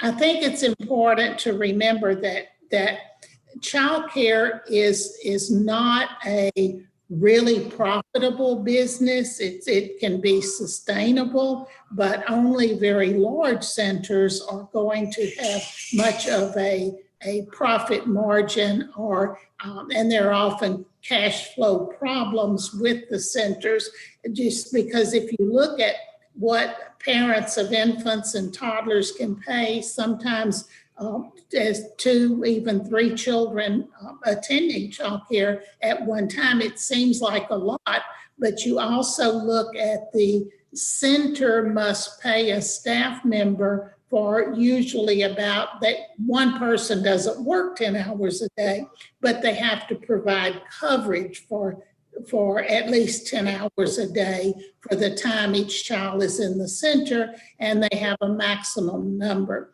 I think it's important too to think about the importance of keeping existing centers supported, because once our economy bounces back, you can't start a new center in a short period of time. There are, of course, zoning requirements. There are numerous licensing requirements. There are fire regulations and a lot of requirements that typically you're going to need 6 months to a year to even get a new center off the ground. So that's why I think it's so important that if we can keep our existing centers going. And we have had, I know of about 4 in the parish that have chosen to close as a result primarily of COVID, and we don't want any more closing. We need them. Okay, I understand, and I appreciate the explanation. It was very detailed and very much appreciated. One final question, I believe, is that can we keep the responses to the questions a little bit briefer? I'll continue. Ms. Alexander, thank you so much. I appreciate that. Will we be receiving a list of expenses on each of these? You said it was application process. Is that correct? Everyone's going to have to apply? That's right. Okay. And will we receive a list of expenses for those applicants? And also, again, how they expect to spend the money that they're getting from the commission? Well, we can certainly provide that, yes. Okay. Thank you very much, Ms. Alexander. Thank you, Mr. President. That's all. Thank you, Commissioner Taliaferro. Mr. Atkins. Thank you, Mr. President. Just to be brief, Ms. Alexander, if you could please send that list to the commission clerk, he can then distribute it all. He can distribute it to all of us prior to the vote on Thursday on this matter. All right, I will be happy to. Thank you very much. That's it, Mr. President. Thank you, Mr. Jackson. Yeah, I just wanted to note that, Ms. Bryant kind of talked around it, but the reality is that we've got some law enforcement agencies, the sheriff's office, and I guess the city of Shreveport, SPD, and the fire department are submitting bills in excess of $6 million. And so, Dr. Wilson. Yes, sir. My hope is that you, Ms. Bryant, Donna, Haley, and we all will get together to make it clear to Jay Darden that yes, our response, the expenses, the costs that we are incurring are directly related to responding to the everyday issues of COVID-19. If we had not incurred these expenses, we wouldn't, if COVID-19 had not happened, we would not have incurred these expenses. Okay? Yes, sir. Got it. The fire department, the trucks would have run on the fire department had COVID-19 not happened. SPD would have responded to calls for services if COVID-19 had not happened. Same thing for the sheriff's office if COVID-19 had not happened. And so I would hope that we would make it known that our expenses are directly related to responding to COVID-19. They're needed expenses, and we need to make it very clear that we should not have to be in second position just because they want to, at the state, maybe stick their chest out with the, we stepped up for law enforcement. That's not what this should be about. This should be about prioritizing who responded to the day-to-day needs of COVID-19 to help citizens and businesses stay afloat. My last thing, and I'll wrap this up, is we could have done this 2 weeks ago when Commissioner Cawthorn brought forth his legislation as well. This seems to be like we're kind of duplicating what we already tried to do. And so I'm glad that we are doing this, but I just think that we could have put together, I think what Commissioner Cawthorn was trying to pull us together to do was to do a comprehensive one-time package as opposed to what we're doing now, which is kind of piecemealing things. And that includes the rental assistance, that includes the mental health. For some reason, I don't know why we just didn't do one time, hit it and get off of it kind of deal. And we could be on down the road, not having to fight other agencies for our funding at this point. So let that be a lesson to our body that when we have resources out there, we need to act and act quickly on them. So that's it for me, Mr. President. Glad we're doing this. Thank you. Thank you, Commissioner Jackson. And while you're on the the floor. Thank you for your lead. You've been one of the ones pushing this from the get-go. So thank you for that. Vice Commissioner Epperson and then Vice President Johnson. I'd just like to see some of this advocate in behalf of this child care issue at a national level.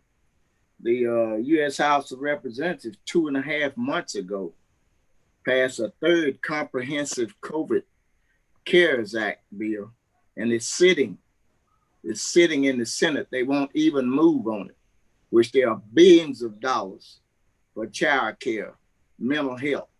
That's in that particular bill that's sitting up there in DC in the Senate right now. Just want to make that point of information clear to you. Thank you for that update, Commissioner Epperson. LBJ, actually, 1 second, Vice President. I show Attorney Frazier's got some legal advice we probably should take.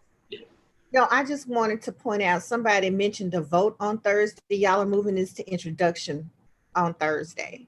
So the vote will come at your next regular meeting. And that's how I just want to make sure that that was clear. Gotcha. Okay. Thank you for that update, Attorney Frazier. Vice President Johnson. Yeah, my question is to Haley. Haley, how much is in oil and gas right now?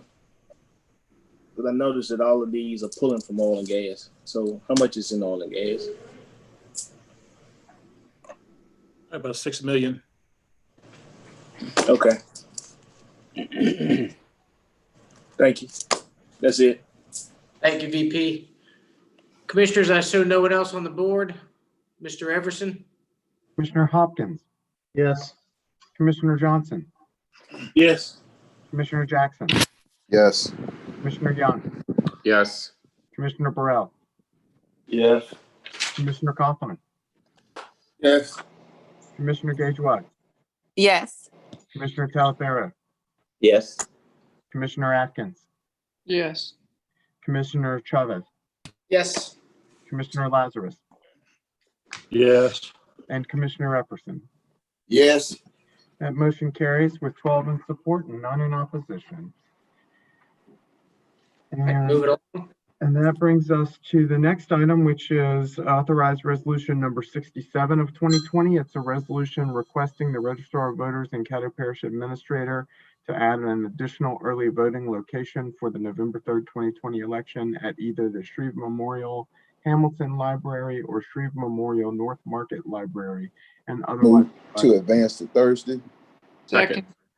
All right, got a motion by Commissioner Jackson, a second by Commissioner Atkins. Commissioner Jackson, would you like to speak on that motion? Yeah, this is just, again, I heard some of the conversation around this earlier with Registrar Sibley. This does not marry the parish to do anything. It basically looks at these two locations. They then go through the evaluation process and they move those options forward. That way we don't have to come back a year from now to start or whatever the next election cycle. Because what I notice is, you know, we'll let, and I know part of it was part of it was due to the previous registrar would kind of let things kind of fall off a bit. But let's just go ahead and task administration and the registrar to do their due diligence on these two sites, whichever one of the two they think is the best fit. Let's move forward with it. These two locations are arguably or unarguably the most geographically diverse, whether it is population, whether it is racial, whether it's socioeconomics, or whether it's politically. They're very diverse. I don't think anybody can argue that, you know, Todd, we may not be able to get the site right now, or maybe next year. Who knows? The legislature may grant it to us by next year. But the folks from Vivian or Ida or Odessa may not have, instead of making an hour drive, they may only have a 25-minute drive. Similar case for when I want to go to the DMV in Vivian for convenience. Instead of me driving to Bossier or driving down all the way down the Southern Hills, I can hop up to Vivian and be in and out. And so this is hopefully something that will move us to the point where we can let the experts do their work, vet it, evaluate it, come back to whether it's a long range planning committee or whatever and say, this is what we think are the best options. And we just go from there. So that's it for me. Thank you. And I access the advances for it. Thank you. Thank you, Commissioner Jackson. Vice President Johnson. Yes, I'd like to make a substitute motion to add the Shreveport other two libraries. And if those three locations cannot fit between the early voting or the fall 2020 election, that 3115 Greenwood Road, the Louisiana State Exhibit Museum hall will be used. The auditorium will be used for the fall as a temporary location. All right. I second that. Got a motion by Commissioner Johnson and second by Commissioner Watts. Commissioner Johnson, can you just restate that? So basically adding the Shreveport Riverview Theater or the hall that's downtown on Commerce Street as a third location. And if any of those three cannot work by the fall 2020 early voting location, that the default would be the Louisiana State Exhibit Auditorium for early voting, temporarily for the second location. All right. Mr. Everson, you got that? I do. Thank you. Perfect. VP, you want to speak on that motion? Yes, I do. Okay. I've always said that, this upcoming election is going to be a big turnout, and a lot of people will probably be voting early for whatever reasons. And I think that our libraries, if we got the multiple sites, the library branches will be fine. But with basically having downtown in one location, I think it needs to be in a larger venue. And the other week, my colleagues basically said that the Louisiana State Museum was not balanced enough. So basically I'm going downtown. Downtown is balanced, as you can basically get. You have people who can walk from work down there to that location, drive to the location. You have ample parking in the rear, in the front, on the side, and dealing with COVID-19. So you need to be spread out. Don't need to be bunched up in a branch meeting room.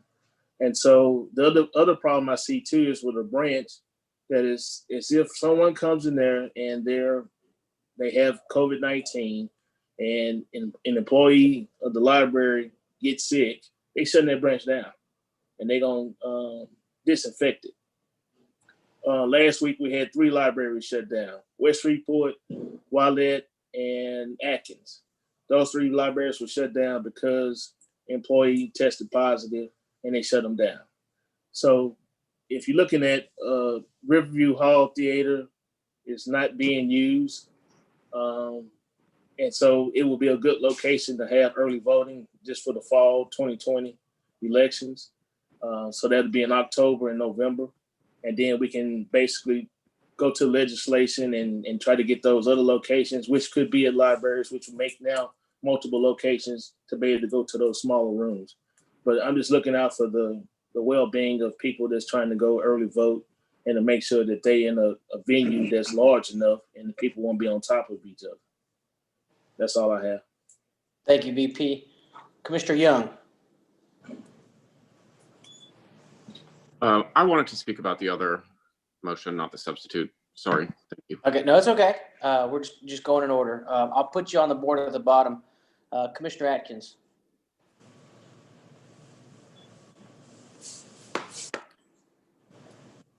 You muted. May I address a question to Commissioner Johnson? Absolutely. I'll make sure VP is cool answering it. Well, I will certainly try to use my best manners to not offend Commissioner Johnson. I just want to make sure I understand. So you're proposing that we proposed the 2 libraries and Riverview Hall in the motion, but with the fallback that if one of those 3 centers can't be used, then we would use the state fairground. Do I understand correctly?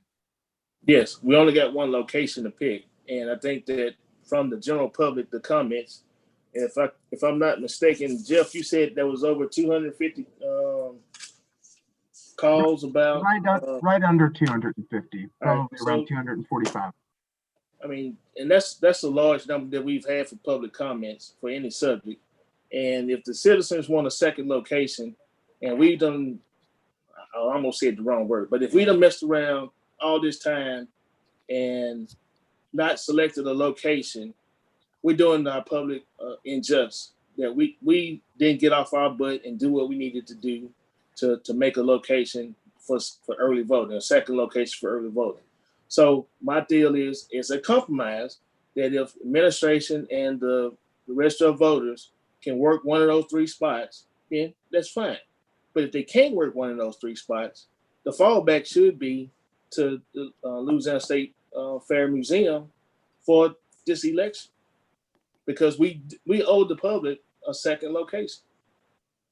They have said that they want a second location, and so that's my reason for saying that part of it as a default. Now, we have no input on that. That's between Dr. Wilson and Dale Sibley. But if they say that we can't get those sites set up, we need to have a fallback. That's all I have. That's my answer. All right. That answers my question. Thank you, Mr. President. Thank you, Commissioner Atkins. Commissioner Brill. Well, my only question is, with all of these different site locations, are we going to be able to prep them to at least come up with one, unless we are doing it as a process of elimination? That's going to incur a lot more time in terms of conditioning lines, making sure that the building has accommodations, because that's what Mr. Sibley was saying earlier, that there is a checklist that they're going to have to go through at any site that's there. One of the biggest concerns that they will have is to make sure that they can secure the lines. So just wanted to make sure that we keep that in mind. That's all, Mr. Chairman. I support what the Vice President is trying to do, but I'm just cautious to make sure that we know that each one of these locations are going to have to be taken through a checklist on this to make sure they would be an appropriate site. Thank you, Mr. President. Thank you, Commissioner Brill. Commissioner Jackson.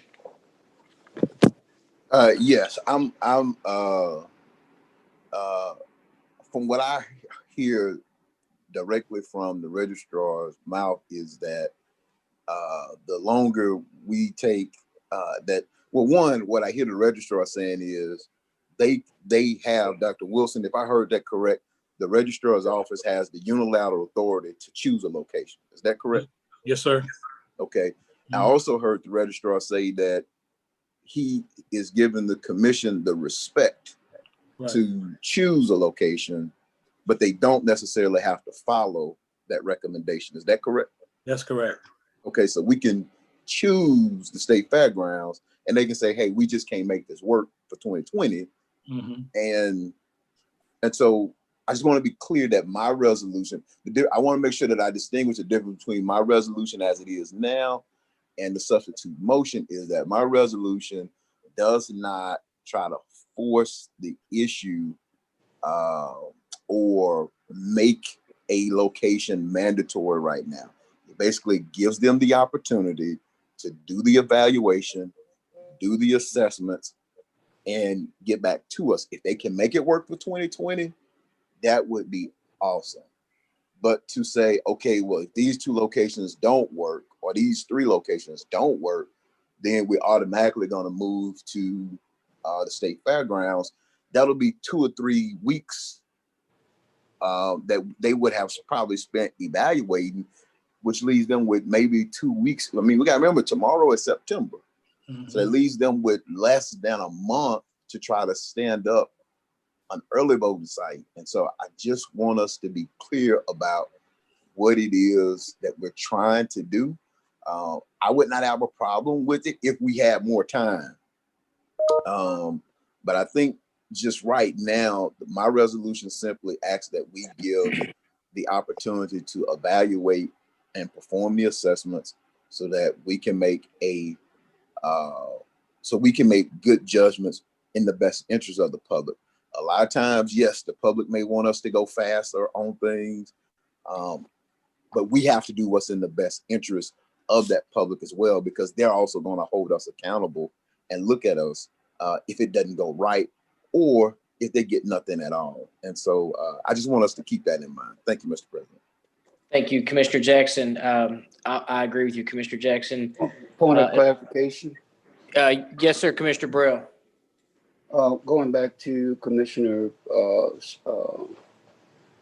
Stephen, I'm understanding, maybe I'm not clear on what Commissioner Johnson is doing. He's just doing some additional fallback sites if these two don't work, because these are very new. I've never seen where they've been discussed before. Not there's anything wrong with it. I don't know where Hamilton Library is, first of all. North Market, I believe I do. And I can understand trying to compromise, given our Oil City folks and the site that's there. But what I understood the substitute motion to say as a clarification is that these are just fallback sites, even once you address these two. If they don't work, then we don't have another site to go to. In other words, I know I know the Greenwood Road site has secured lines. I know that, and that's a big part of this. But I don't think it eliminates what Commissioner Jackson is requesting. These two sites here are going to also be evaluated, I'll assume, first. Well, Commissioner Burrell, I don't want to get into I can get with you offline, but what I heard the registrar say was right now he doesn't think 2020 is on the table because they still have some processes that they have to go to. I think what the substitute motion does is basically almost mandate them to try to get something done for 2020. And so that's the reservation that I have. Commissioners, we're going to go back to we got a lot of commissioners on the board that want to speak. I'm going to wrap up my comments really quick. I was just stating, I know you've heard me say this before, commissioners. A older mentor of mine told me, act in haste, repent in leisure. And that's the situation that we're currently in is we're going to move really fast to get something accomplished, and we may regret it. I understand what Commissioner Johnson is trying to do to put a third site in there, but I think that even advocates for more additional time. Reason I say this is I would like to see the convention center be the early voting site. We have a lot of handicapped people that would like to go vote. It's very handicapped accessible. It's got covered parking. It's got a walkway that the citizens do not have to be in the rain walking into the convention center. It's got plenty of space. The amount of people that can be spaced out 6 feet on the escalators, within the corridors, and within the actual area of the convention center would be perfect. I actually talked to Mr. Sibley about this, and he loves that idea. Of course, we'd have to get the permission from the city. But again, we're rushing to a decision when we haven't really explored all of our options. The Riverview would be great, but I think the convention center would be better. But of course, that's my opinion, and I'm one of 12. I think between 12 of us, we're going to make a decision based on the expediting of this decision. And I think we may make a mistake. We've already heard from our professionals saying that he doesn't think 2020 can be achieved. At least we have a resolution going forward that says, let's look at these sites. We may come back and say that neither one of them are fine. And then we can go look at the Greenwood Road location and identify that that's great for 2021. I think right now maybe we should do a fact-finding mission as opposed to tying Mr. Sibley down on this is exactly where we want it. Point of clarification. I'll leave. Yes, sir. Yes, sir, Commissioner Bro. Zeta Convention Center, are we saying then that we would have an early voting location at our existing registrar's office, and then the satellite, the additional site would be at the convention center? Or are we talking about moving it from early voting from the downtown voter registrations site to the convention center, and then have another? Well, we still only have two in the end. Commissioner Burrell, that question in itself identifies the situation that I think the 12 of us are currently in. We have so many options on the table that we don't have enough time to explore any one of them viably to pick which one is the best location for the citizens of Caddo Parish. So I can't answer that, but I would like us to explore that as well. Let's get back on the board. We have Commissioner Young, I still have you on the board from previously. I fear if someone calls for the question, you may lose your spot in line. So if you'd like to continue yielding, I just warn you of that. No, I put myself back on the board. Okay, well then substitute motion now. Let's go ahead. Yeah, it's your turn now because you were on the board initially. Okay, great. So I have a couple of concerns about the substitute motion. One is that if we spend some time deciding if there's a site that's good, that's one of these two libraries, and we decide not to, then we're not going to have very much time to set up another building. And there's already a time constraint that the registrar thinks he might not be able to beat. My preference would be to just pick one site and say, registrar, please set it up here. And if he can do it, then it's done. And if he can't do it, then we'll do it for next election. That's all I wanted to say. Thanks. Thank you, Commissioner Young. Commissioner Watts. Thank you, Mr. President. I could not agree with those sentiments more that Commissioner John Paul Young just stated. I do believe it's always best to have an alternate location, and we need to consider the fact of social distancing during this time. We do not have time to waste, and we do not have the space in a lot of these other facilities that are being introduced today. Commissioners, it is our responsibility to make sure that people are able to exercise their right to vote safely.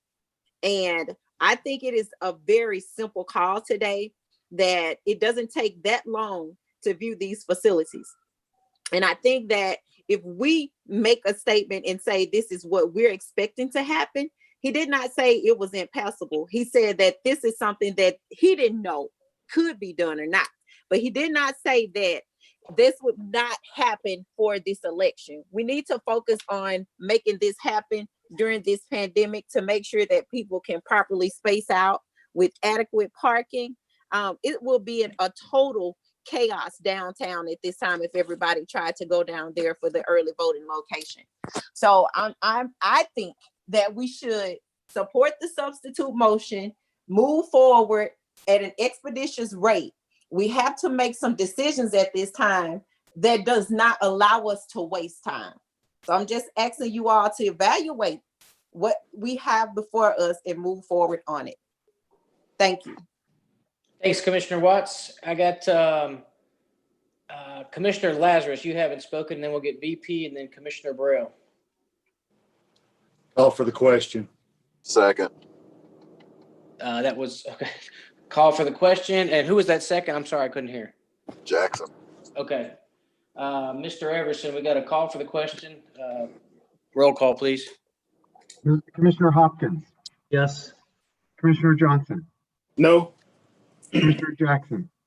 Yes. Commissioner Young. No. Commissioner Burrell. No.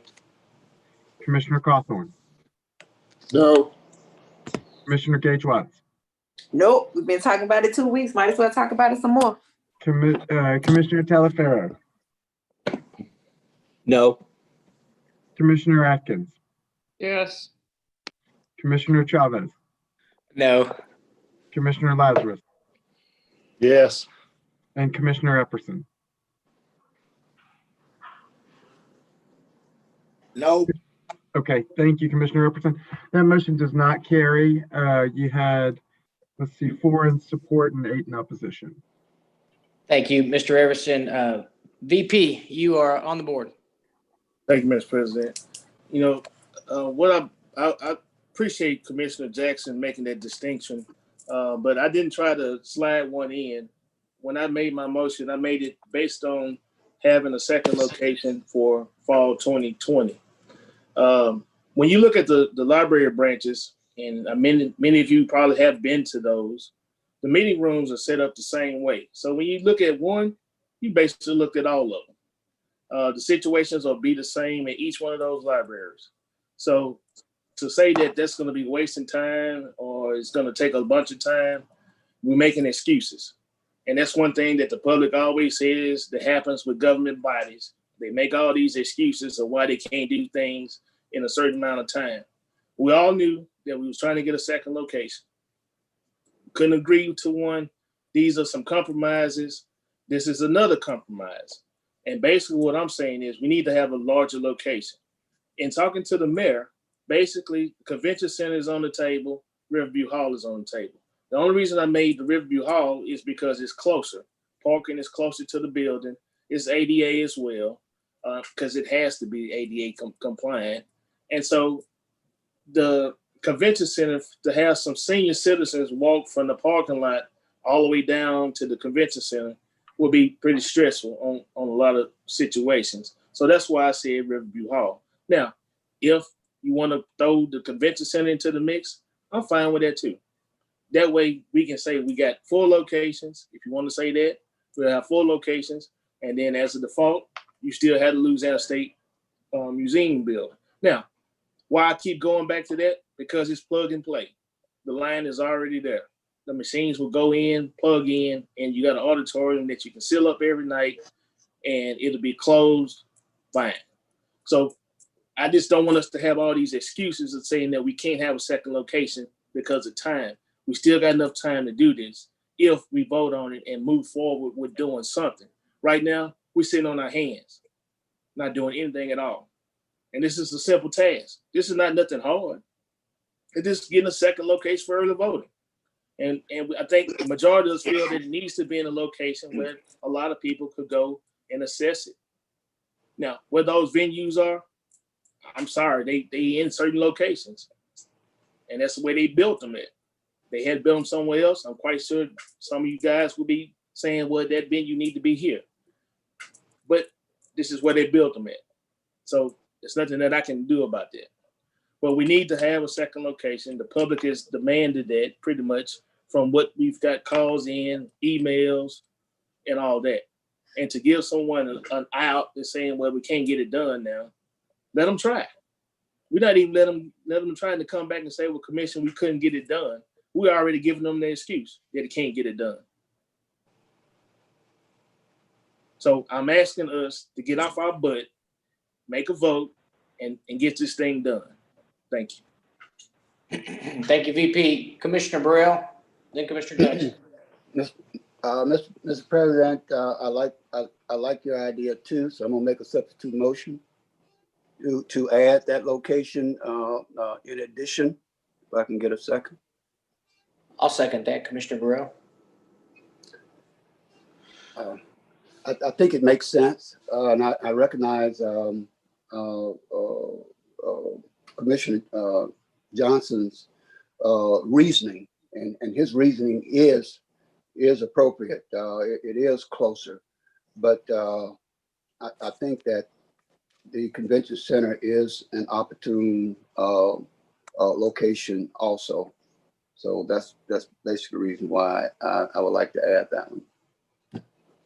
All right, and then I got nobody else on the board, so I guess we'll vote on Commissioner Burrell and mine just to add the convention center to the substitute motion. My hand was up. Oh, I'm sorry, Commissioner Jackson. I saw it up, but then I saw it disappear, so I thought you retracted it. Go ahead, Commissioner Jackson. I think I got some connectivity issues. Let me just say, I don't, as far as space, I have no doubt that the convention center and Riverview Hall would accommodate space. But we're talking about, this conversation was initially started about increasing access. And so we've kind of pivoted from increasing access to now it's about space. Putting another early voting location less than a mile away from the initial early voting location does not increase access. That is the point of putting, or the suggestion of going to the options for looking at two of the areas that have had population spurts, population growth, and serves multiple regions of our community or multiple areas of our community. And so as the commissioner for downtown, I will not be in favor of having two early voting locations less than a mile from each other. That does not increase access. And then when you talk about the convention center, the folks who own the convention center may think it's fine, because if you talk about a week, somebody's gonna have to pay to rent the convention space hall out. You're gonna have to pay for the security. You're gonna have to pay to run the lines. So all that stuff is gonna come with a cost for all these SMG managed buildings. So I want us to think about that as well. And so my thing here is, my position is, I'm looking at this in a way of how do we increase access to early voting, which is what the conversation started out around. But then I want to make sure that we do it in a way that does not tie any hands for 2020. I heard the registrar say he would be challenged and he would be pressed to get something stood up in time for early voting. November 3rd is the day of the election. But early voting, from listening to him, starts October 20th. And if the courts, the governor, and the legislature come to an agreement, it may be before that. And so we've got to take all of these things into play. They've got to hire staff. It's not easy to they don't just have a waiting list of people to go out and hire staff. They got to conduct background checks on. So there's so many logistical parts of it that I don't necessarily know we are respecting that process to make that decision. So that's all I'm saying is, let's make sure that we do something that we can be proud to put a stamp and a badge of honor on for Caddo Parish. Thank you. Thank you, Mr. President. Point of information. Commissioner Burrell.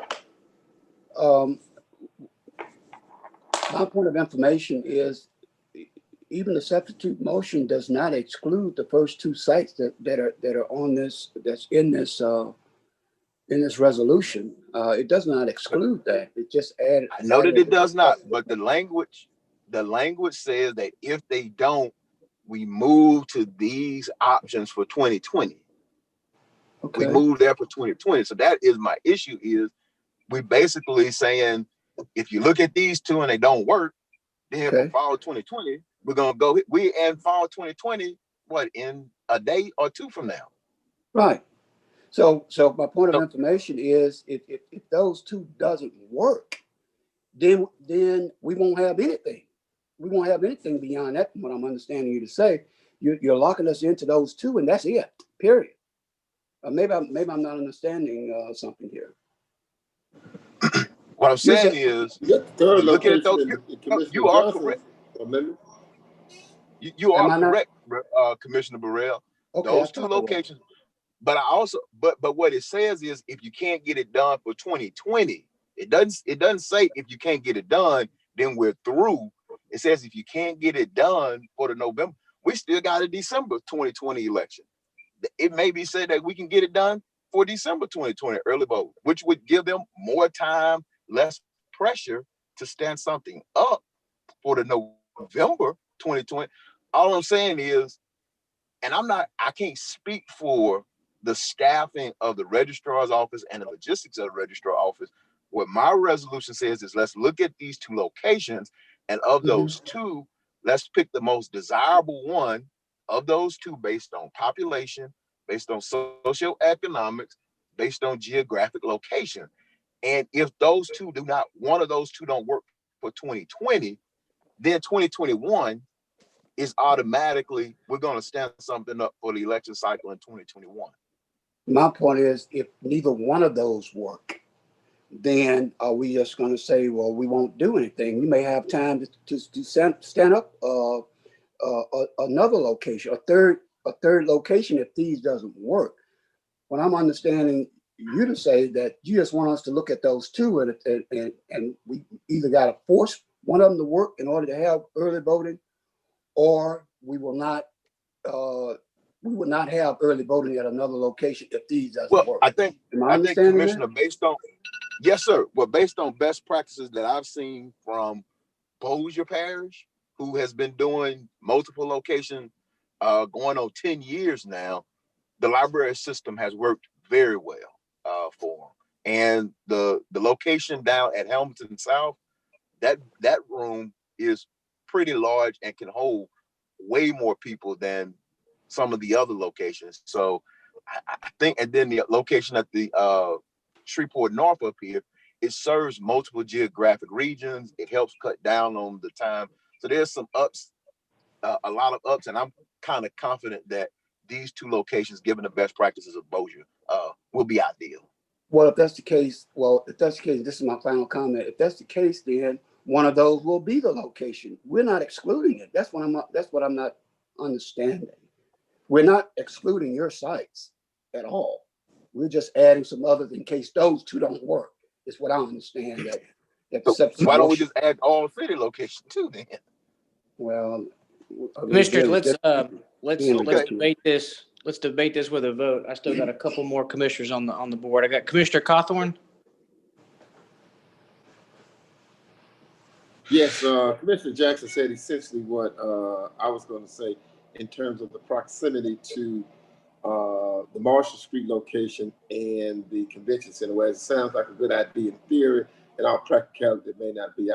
I think that the two library locations and using the State Museum on Greenwood Road as a tertiary site for review. I think that's what we need to include in this probe for the registrar at this point in time. Thanks. He made really good points. You're right, Commissioner Cawthorn. Commissioner Watts, and then VP again.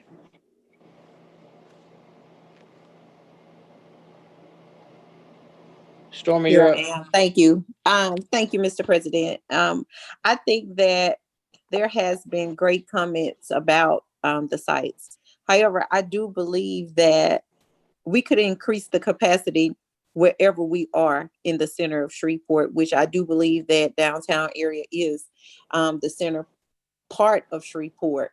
And I think that we have gotten way off of our scope. And keeping in mind that this is not just about the early voting satellite location, but it's also in response to COVID-19. So I think we need to keep that at the forefronts of our minds as well.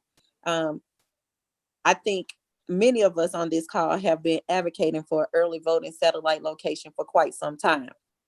This is not the end. This is just the beginning, but we need to start somewhere, and we need to start today. So we probably could debate about this all night, and I think it's worth it. I just think we need to make a decision today. Thank you. Thank you, Commissioner Watts. VP, did you get yourself off the board? Yes, thank you. No, well, somebody else did, but I still want to talk. Okay, so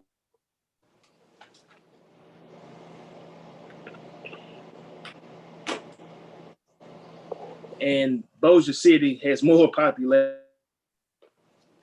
2 locations like that.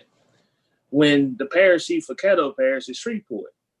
And if there was a city outside of Shreveport that had as many people in Shreveport, I would say put it outside Shreveport because Shreveport has one. But the majority of the population is in Shreveport.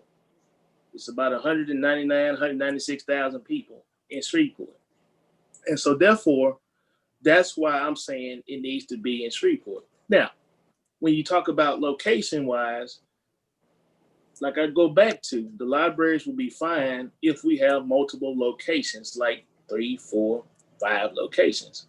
But when you're talking about just having one satellite location and you have a presidential election, that is not gonna really work well because a lot of people don't like coming downtown for reasons I said last week. Hard to find somewhere to park, then they have to stand outside. Riverview Hall Convention Center eliminates that. when you say now that the register of voters basically saying that he can't get nothing done because of the short period of time, when I said in my motion, it said the fall elections, which is October. If he said he can't get it done in October, then here comes the November early voting. He could possibly get it done then. So, but he will have to tell us he can't get it done and not assume before he even tries that he can't get it done. I'm just saying, as leaders of the community, as elected officials, we owe it to the citizens, which I already have said they want a second early voting location. And for us to sit here and say, well, pick these two and whenever you can get it done, get it done. No, that's not right. Let him try. If he cannot make it done, then go into the default, which would be the State Museum, which I told you there is plug and play. There's nothing else to do there. The lines are already there. So basically, you taking the machines, plugging them in, and going. You're gonna have to hire some people. He can split the staff.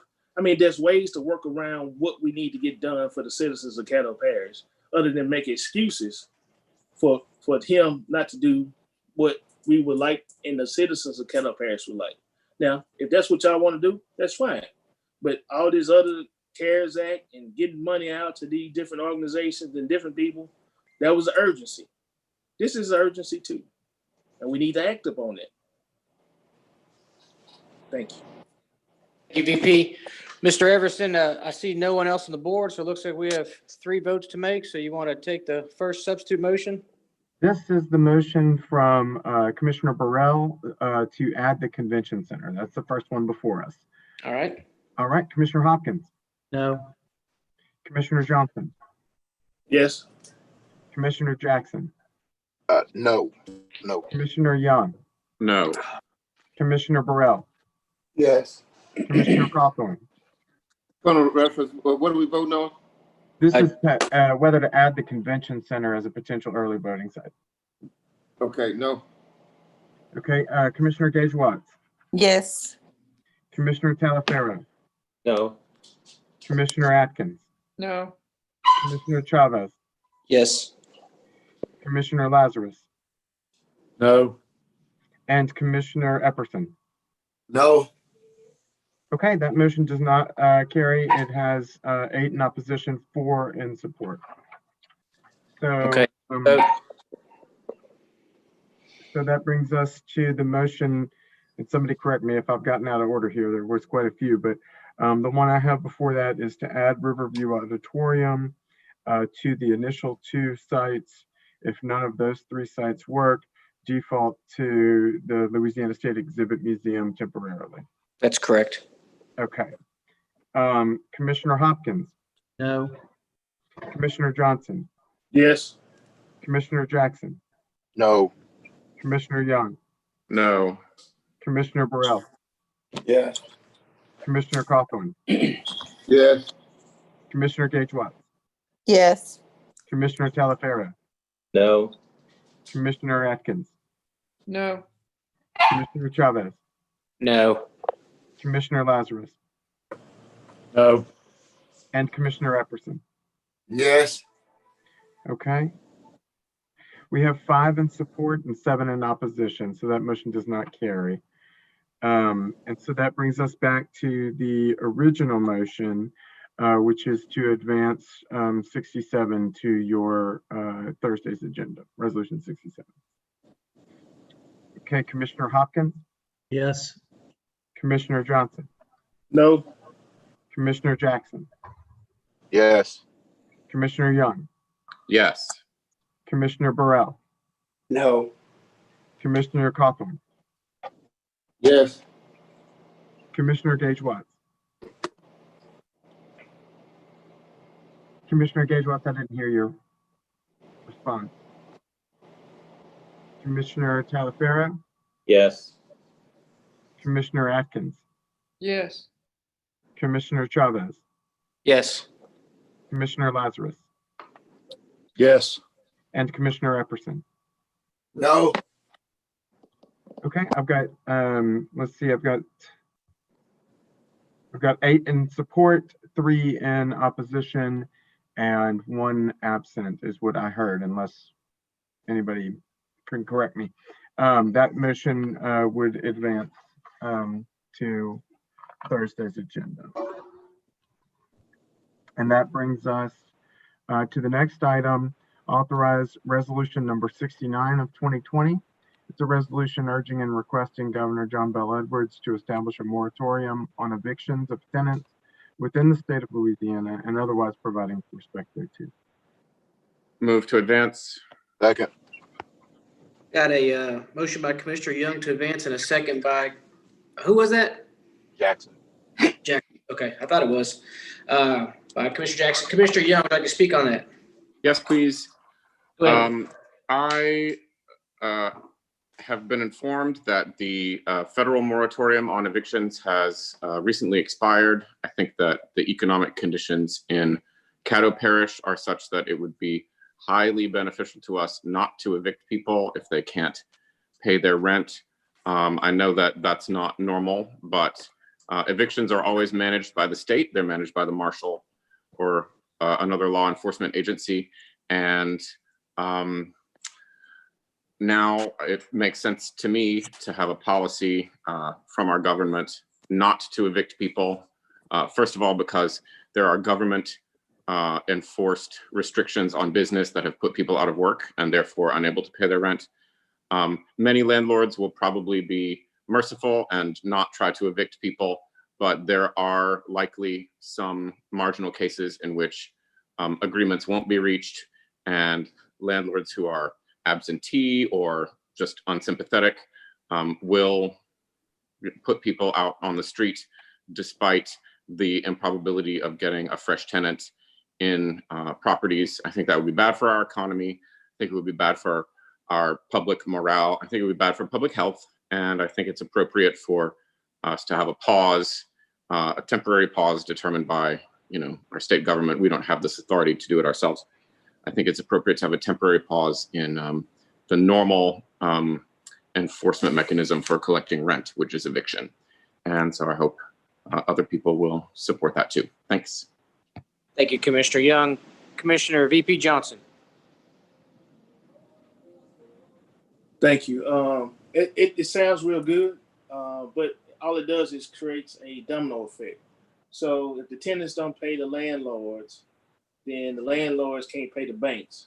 So now the banks foreclose on the property, and so they end up with a new landlord, which then can come in and do the same process. I think there's need to be another type of mechanism that we do besides this. To me, it's just like the other resolution we just did, tiptoe through the tulips, and not touch on none of them. So I will be voting against this because it don't have no teeth to it. It won't do anything. And I don't want to vote for stuff that ain't gonna do nothing. Thank you. Thank you, Commissioner Johnson. Commissioner Atkins.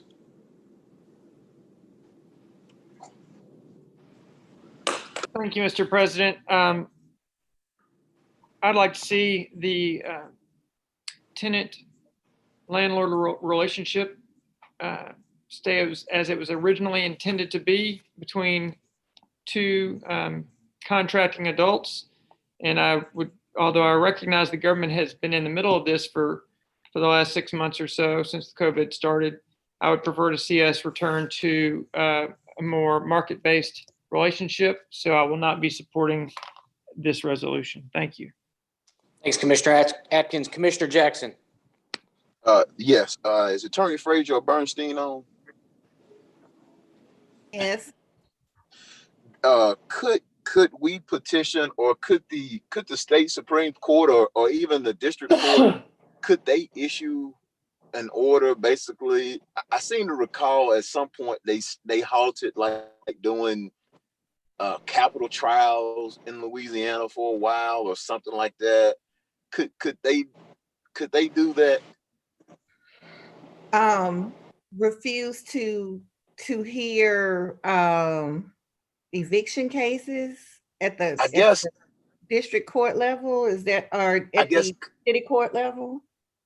I guess what I'm asking is, didn't the state Supreme Court at some point, maybe a year or two ago, say, look, there's some issues going on with the way capital trials are being held, and there's some discrepancies. I want to say it involved the public defenders, way they was funded or something, and they basically said, you know, for a period, we're not going to hear any, or I may be wrong on that. I'm not sure, but I just thought that maybe the state Supreme Court could issue an order basically saying during this time until we can get things back to normal, maybe they can just not hear those cases, or maybe it's, I guess suspend the docket. I don't know. Commissioner, what I'm aware of is that there was at one time a constitutional challenge, I believe, where they did not, whether or not the death penalty could be applied or something like that with regard to 18-year-olds. And I know they stopped hearing that until that issue was resolved, but that was actually due to a lawsuit. Okay. Recollection serves. So, but they did issue an order basically saying, they issue the order saying stop hearing them, or was it just voluntarily that the district level court stopped? How did they do that? Was it something the state Supreme Court issued or something?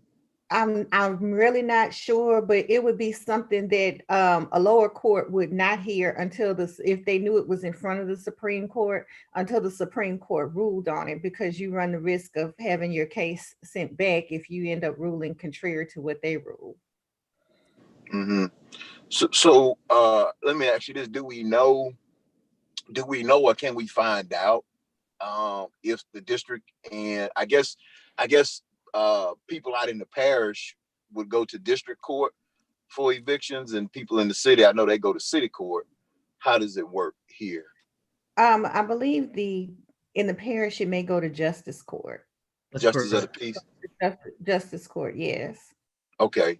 So do we know, or can we find out, have we seen a spike in eviction cases, or has there been sort of a gentleman or gentlewoman's agreement among the landlord and tenant? Because I mean, I think this legislation is meaningful and needed. I just would like to gauge what is going on at the local level. We can probably ask to see if the justice courts have those statistics. Okay. And what about maybe city court? Could we ask the city attorney to find out, or somebody over at city court, maybe the judicial administrator over there, to find out if they are hearing cases right now? Well, we can ask. I guess maybe, and I'll probably refine this in the email, but maybe what have they heard since probably June up till today? Have they seen a spike? Because I think that's when the moratorium actually expired, was sometime at the end of June or middle of July. So I would just ask us to kind of move this forward so we can get some, until we at least get some more data to see what our local level is doing. Because I do know that there are a lot of people who are in need of the assistance, which is why we've done the rental assistance. I don't know if it's gotten to the eviction process yet.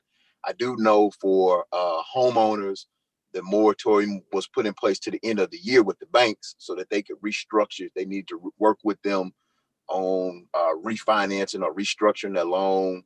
And so that is still going for homeowners, but for individuals who are renting, they really don't have anything to ameliorate what's going on in front of them right now. So I hope we would at least consider at least moving it forward to Thursday, and hopefully we can get some more additional information about what we're seeing at the local level. Thank you, Mr. President. Thank you, Commissioner Jackson. Commissioner Cawthorn. Yes, I want to commend Commissioner Young. I appreciate the spirit and the tenor of your resolution, where it veers away from rugged individualism, and it leans more towards the tenets of what America was built on. In rough times, we pull together. My challenge in this is that, what would be the length of time that you would want the moratorium to be? I know that'll be up to the governor to decide, and whether or not the past rents would ever get collected, or would they be forgiven. I think a measured way of probably doing that, if you do a moratorium, you work out a payment plan with the people where they can once they get back on their feet, they can pay full rent plus half or another prescribed amount. So like I said, I do appreciate the tenor of what it is you're trying to do.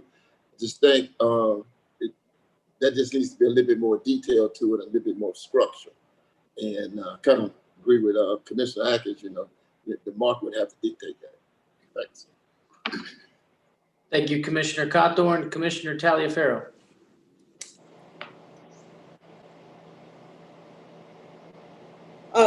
Yes, Mr. President, I also do appreciate JP's thoughtfulness regarding renters, but I have done an unscientific poll myself, being in the real estate business and in the property management aspect of that as well. I don't believe that we need a mandate on another mandate on private businesses on how they're instructed to conduct their business of renting to those who are in need of shelter. I think it's also incumbent upon us to stay out of that specific arena of business. I'd like what I found out is that the landlords and the tenants are working amicably to solve the issues associated with COVID. And I mean, we can get to the ridiculous of how long are we going to keep this up? I mean, are we going to pass a resolution to reimburse landlords for lost rent due to COVID because their tenants can't pay?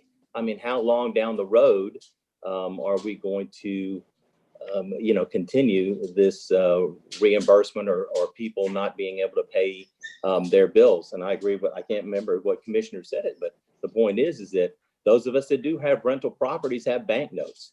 And the reason we get into the rental business is because we want to provide rental property to those who cannot afford to buy.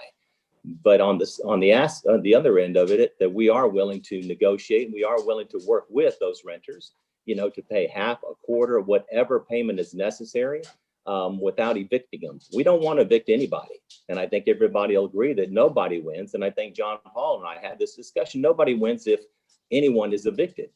But there has to be, I just don't believe the government should be involved. And I don't want us to be mandated to do that.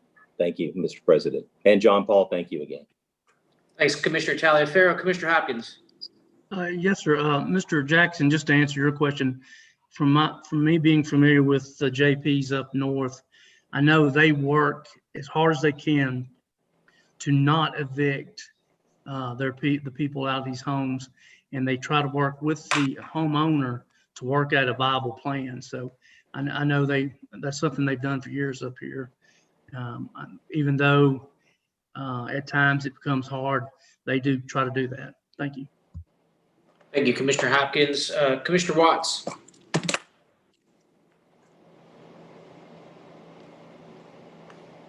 Stormy, you're up. I'm sorry. I'm having technical difficulties. Okay. I'm unlocked now. Thank you, Mr. President. I just want to say that I'm in support of this. Anything to prevent homelessness. Thank you, Commissioner John Paul Young, for introducing this, and you have my support. Thank you. Thank you, Commissioner Watts. I do have one question, maybe for legal. Attorney Frazier, does this piece of legislation dictate residential landlords or commercial property? Because it doesn't. So was the essence of the author to just be under residential or commercial as well? I'll defer to Commissioner Young. Okay. Commissioner Young, did you mean this to be for residential or commercial?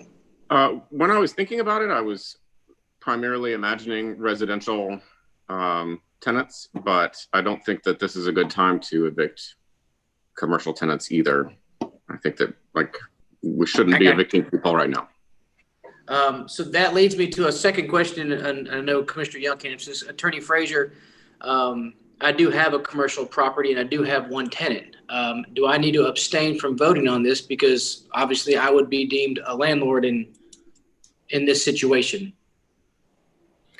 No, this does not affect your particular property, and it is only a resolution for the commission. There's no financial interest here that can be affected because ultimately the governor would make the decision. I got you. Okay, thank you for that opinion, Attorney Frazier. Again, Commissioner Young, I appreciate, just like the other commissioner said, the intent of this. I do agree with the residential side more than the commercial, but I'm going to lean on the advice of Commissioner Atkins and Cawthorn. Those are really like the business guys of the group. I have a tenant myself. That's income. If he was not paying, then my income would go away. And then, I agree with the intent from the banks. Obviously the banks, they're okay, but we have a lot of residential and commercial real estate landlords here that's how they make a living. And if we force the government to take away their means to make a living, I think it would cause, like another commissioner said, an undue domino effect that would make an even worse situation. So I would caution us from doing this. But I do like the other resolutions that Commissioner Jackson have on there with the rental assistance. I think if helping the end user with getting some immediate funds to pay for the contract that they have negotiated, I think everybody could be made whole and commerce could continue to flow. So I think going about it that way may be a little bit better. But I do understand that we have some hard decisions and tasks at hand, and all that you're trying to do is help the public. So I get it. Trust me, I get it. Commissioner Young, I have you on the board next. Thank you, Mr. President. I'd just like to point out to all of my colleagues that if they have some glimmer of support for an idea, it's easy to offer an amendment instead of simply a criticism and a no vote. Thank you. Commissioner Jackson. I was just going to ask Attorney Frazier if she thought that she could have that data to us before Thursday if we get a chance to move this forward. Do you think you could collate that data together before Thursday? I'll do my best. Okay. I'm on the board. I don't see nobody else. In the spirit of Commissioner Young's request, I'd like to make a substitute motion to remove commercial property landlords and just have residential. And if I can get a second, I'll give my reasoning. Second. All right. My reasoning is the businesses were allocated SBA loans, PPP money, so they could fare better than the other. I'm not saying that I'm going to support the entirety of the legislation itself, but obviously this is what you asked for is any opinions or changes. So I'll offer this amendment to possibly see if this could get it moved forward to Thursday with additional information and see where it lands Thursday. I see Commissioner Cawthorn on there and then Commissioner Atkins. Commissioner Cawthorn? Yes, I appreciate Commissioner Young's statement as relates to the criticism and vote no. Like I stated in my comments earlier, I do think that there should be some type of mechanism that if there's a moratorium on the person's paying rent, that the landlord should have the opportunity to work with them and to make an arrangement in the future to be able to catch up on the past rent. Some type of equation, mathematics you put together to pay current rent and a portion of the past due rent until you're made whole to the landlord.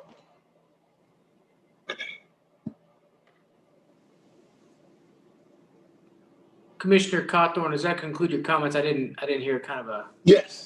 Okay, thank you. Yes, that concludes my comment.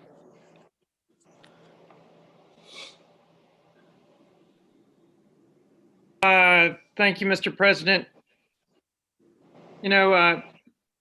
I'm always willing to try to find a compromise position, but when a resolution conflicts with free market economics at the fundamental level, no tweak can be addressed, no tweak can be made, which would address that inadequacy.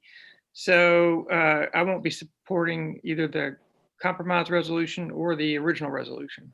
Thank you, Mr. President. Thank you, Commissioner Atkins. I'm not saying I will either, but I'm trying.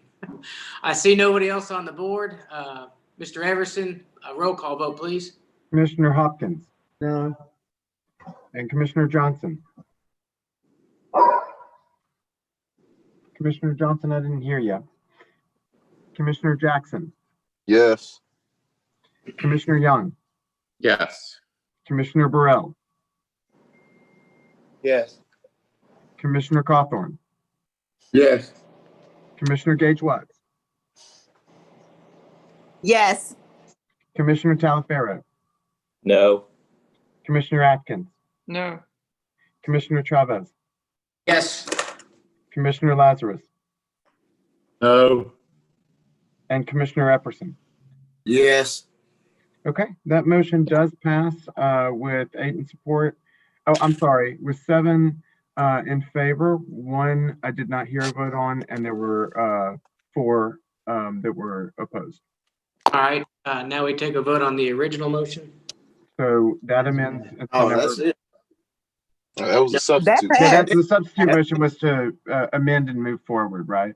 Yes. Yeah. Yeah. Oh, then you can change mine to a no. I was just voting to change that piece. Okay, Thank you, Mr. Evers. I have made that change. And that brings us to communication committee reports. I got Commissioner Epperson. Lead us off, Commissioner. All righty. We're at 6 million and counting of COVID infections in the United States of America, 184,000 deaths and counting. In Louisiana, we had 148,000 confirmed COVID cases, up 1,624, and deaths 4,931, up 27. Is Mr. Clark still in the house? Yes, sir. He's here. Mr. Clark, the Metropolitan Planning Commission is meeting on September the 2nd. Am I correct? That is correct. And are they meeting in chamber? Yes, sir. We've met. Okay, is the entire staff is going to be available, including the board? Yes, sir. Is it open to the public? Yes, sir, with the restricted Okay. number of attendees. That's all I have. I just want to remind everybody that the MPC has a meeting scheduled for September the 2nd. That's all I have. Thank you. Thanks, Commissioner Epperson. Any other commissioners would like to get on the board on our communiques? Commissioner Watts. Thank you so much. Dr. Wilson, Yes, ma'am. are there signs placed at the previous precincts on election day to direct citizens to their current or new precincts? Yes, ma'am, we do. And we have an individual out there as well. Okay, at the ones that were, At the old location. okay, Yes, ma'am. all right. Also, who should citizens contact if they want to report their home's damage, even if they have insurance? Oh, I think there was a number you should have gotten. They're collecting data through the Homeland Security Office. I'll resend you the email. You can have the number. Okay, I think I have it. I'll give it to the public in a few minutes. I just wanted to make sure that the public was aware to report that damage for FEMA assessment for the entire parish. And the last thing, will you find out if 211 has a link for citizens to request an absentee ballot in Caddo? If they have one on their website? I'll check. All right. And I would also like to invite the public out on this Wednesday at 5:15 p.m. Councilwoman Tabitha Taylor, State Representative Tammy Phelps, and myself are calling on specifically women to come out and pray for the violence that we are experiencing in our communities. And everyone is cordially invited to just come out and pray. Thank you. Thank you, Commissioner Watts. Commissioners, I see no one else on the board. Get a motion to it. Wait, we still have late. Do we have any late? We do not. We do not have any late arrival citizens comment. Okay. Mr. President? Yes, sir. Just a quick question for Commissioner Gage Watch. Did you give us a location on that prayer vigil? Yes, the prayer call is on the Government Plaza front steps at 5:15 p.m. on Wednesday. Thank you, ma'am. Thank you, sir. Commissioner Gage Watts, Yes, sir. That number is 675-2255 to report damages. Thank you so much. Okay. Commissioner Jackson, you're next. Yes, I was I think I lost the signal for a minute. Dr. Wilson, I started out hearing Commissioner Gage Watts ask about it. Is that number on our website or is it posted somewhere where folks can get access to it? Yes, sir. Yes, sir, it is. Okay. Because this is for seeing if we're gonna meet the threshold. Yes, for, sir. Yeah, so I think $900,000 or something is the threshold number. Okay. Do y'all have a running tally? Could we probably Actually, I'll contact Mr. Robert Jump because they're the ones that getting the information and we're keeping track of it. Yeah, because I know in the past what has happened is we have not done a more aggressive job. Even if we have to set up some temporary command centers in these areas, we can't just depend, and I said this when Matt Tyler was in office, we can't just depend on people to call into that number because folks are tired, they're inundated, they got anxiety, they're trying to get everything done if a tree just fell on my house. So even if we have to get a temporary command center set up over there for people to assess the damage and report it, we've had 2 big floods and I think a tornado come through here and we've missed out on those dollars. I sit on this housing corporation board and we dole out tens of millions of dollars to areas who have done a better job at reporting their disaster numbers. And the first question I always ask is, well, why isn't no location on here from Caddo Parish? And the folks from other areas always look at me and say, well, you know, unfortunately, a disaster struck, but they were able to capitalize on these resources because they met the threshold to get an infusion of these dollars. So I just want us to be very aggressive about getting people. We do not get people to report. And I remember when that tornado hit Queensboro and tore those homes up, that was not a real aggressive effort to get out there and get those individuals. And my understanding is if it's insured and uninsured, if there's structural damage, period, residential and commercial, we need to make sure that we're doing everything that we can beyond just posting the number, beyond just making a PSA on the news. Let's try to see if we can get with Robert Jump, the Red Cross, to do everything that we can to get those numbers where they need to be so we can hit that threshold. Some of the damage that I saw, just 2 or 3 locations should meet the threshold. Yeah. So please. Yeah, Commissioner Jackson, I'll get with Robert Jump again, but I just want you to know that we've shared it over 200 times on our website, and the sheriff parade is on the sheriff's site is hundreds of times been shared already. I got you. Well, I understand. Well, with folks not having electricity, they may not be able to get to a website. Folks have lack of internet access up in North Caddo Parish, Todd. I don't know what the impact was in North Caddo. It's been kind of quiet up there after the storm. But if we've got to get folks, since they're going to be sending a $6 million bill for CARES Act fund, if we've got to get Homeland Security to get some temp people out there to do some assessment, let's be aggressive about it, because I hate to see us unlock those resources from businesses as well as residential. Thank you. Thank you, sir. And thank y'all for the constant updates. They were very meaningful throughout this storm. And I'll be getting with you, Doc, you and Tim, to see how I can organize. I know we got a lot of tree limbs down. See how we can probably organize something to help people toss these tree limbs, maybe in a dumpster somewhere.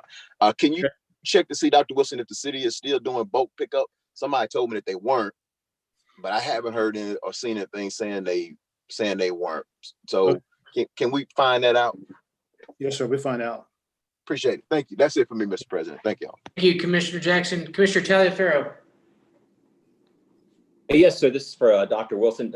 Doctor, if you would, so we're all speaking with one voice and with authority on the insured or the uninsured to get to that threshold. Would you prepare just a short statement, or have Jump prepare just a short statement so you can send it to all the commissioners who utilize social networking to keep their constituents informed? I think that would help us out a lot. And that way, those that don't have internet access typically still have access via their phone.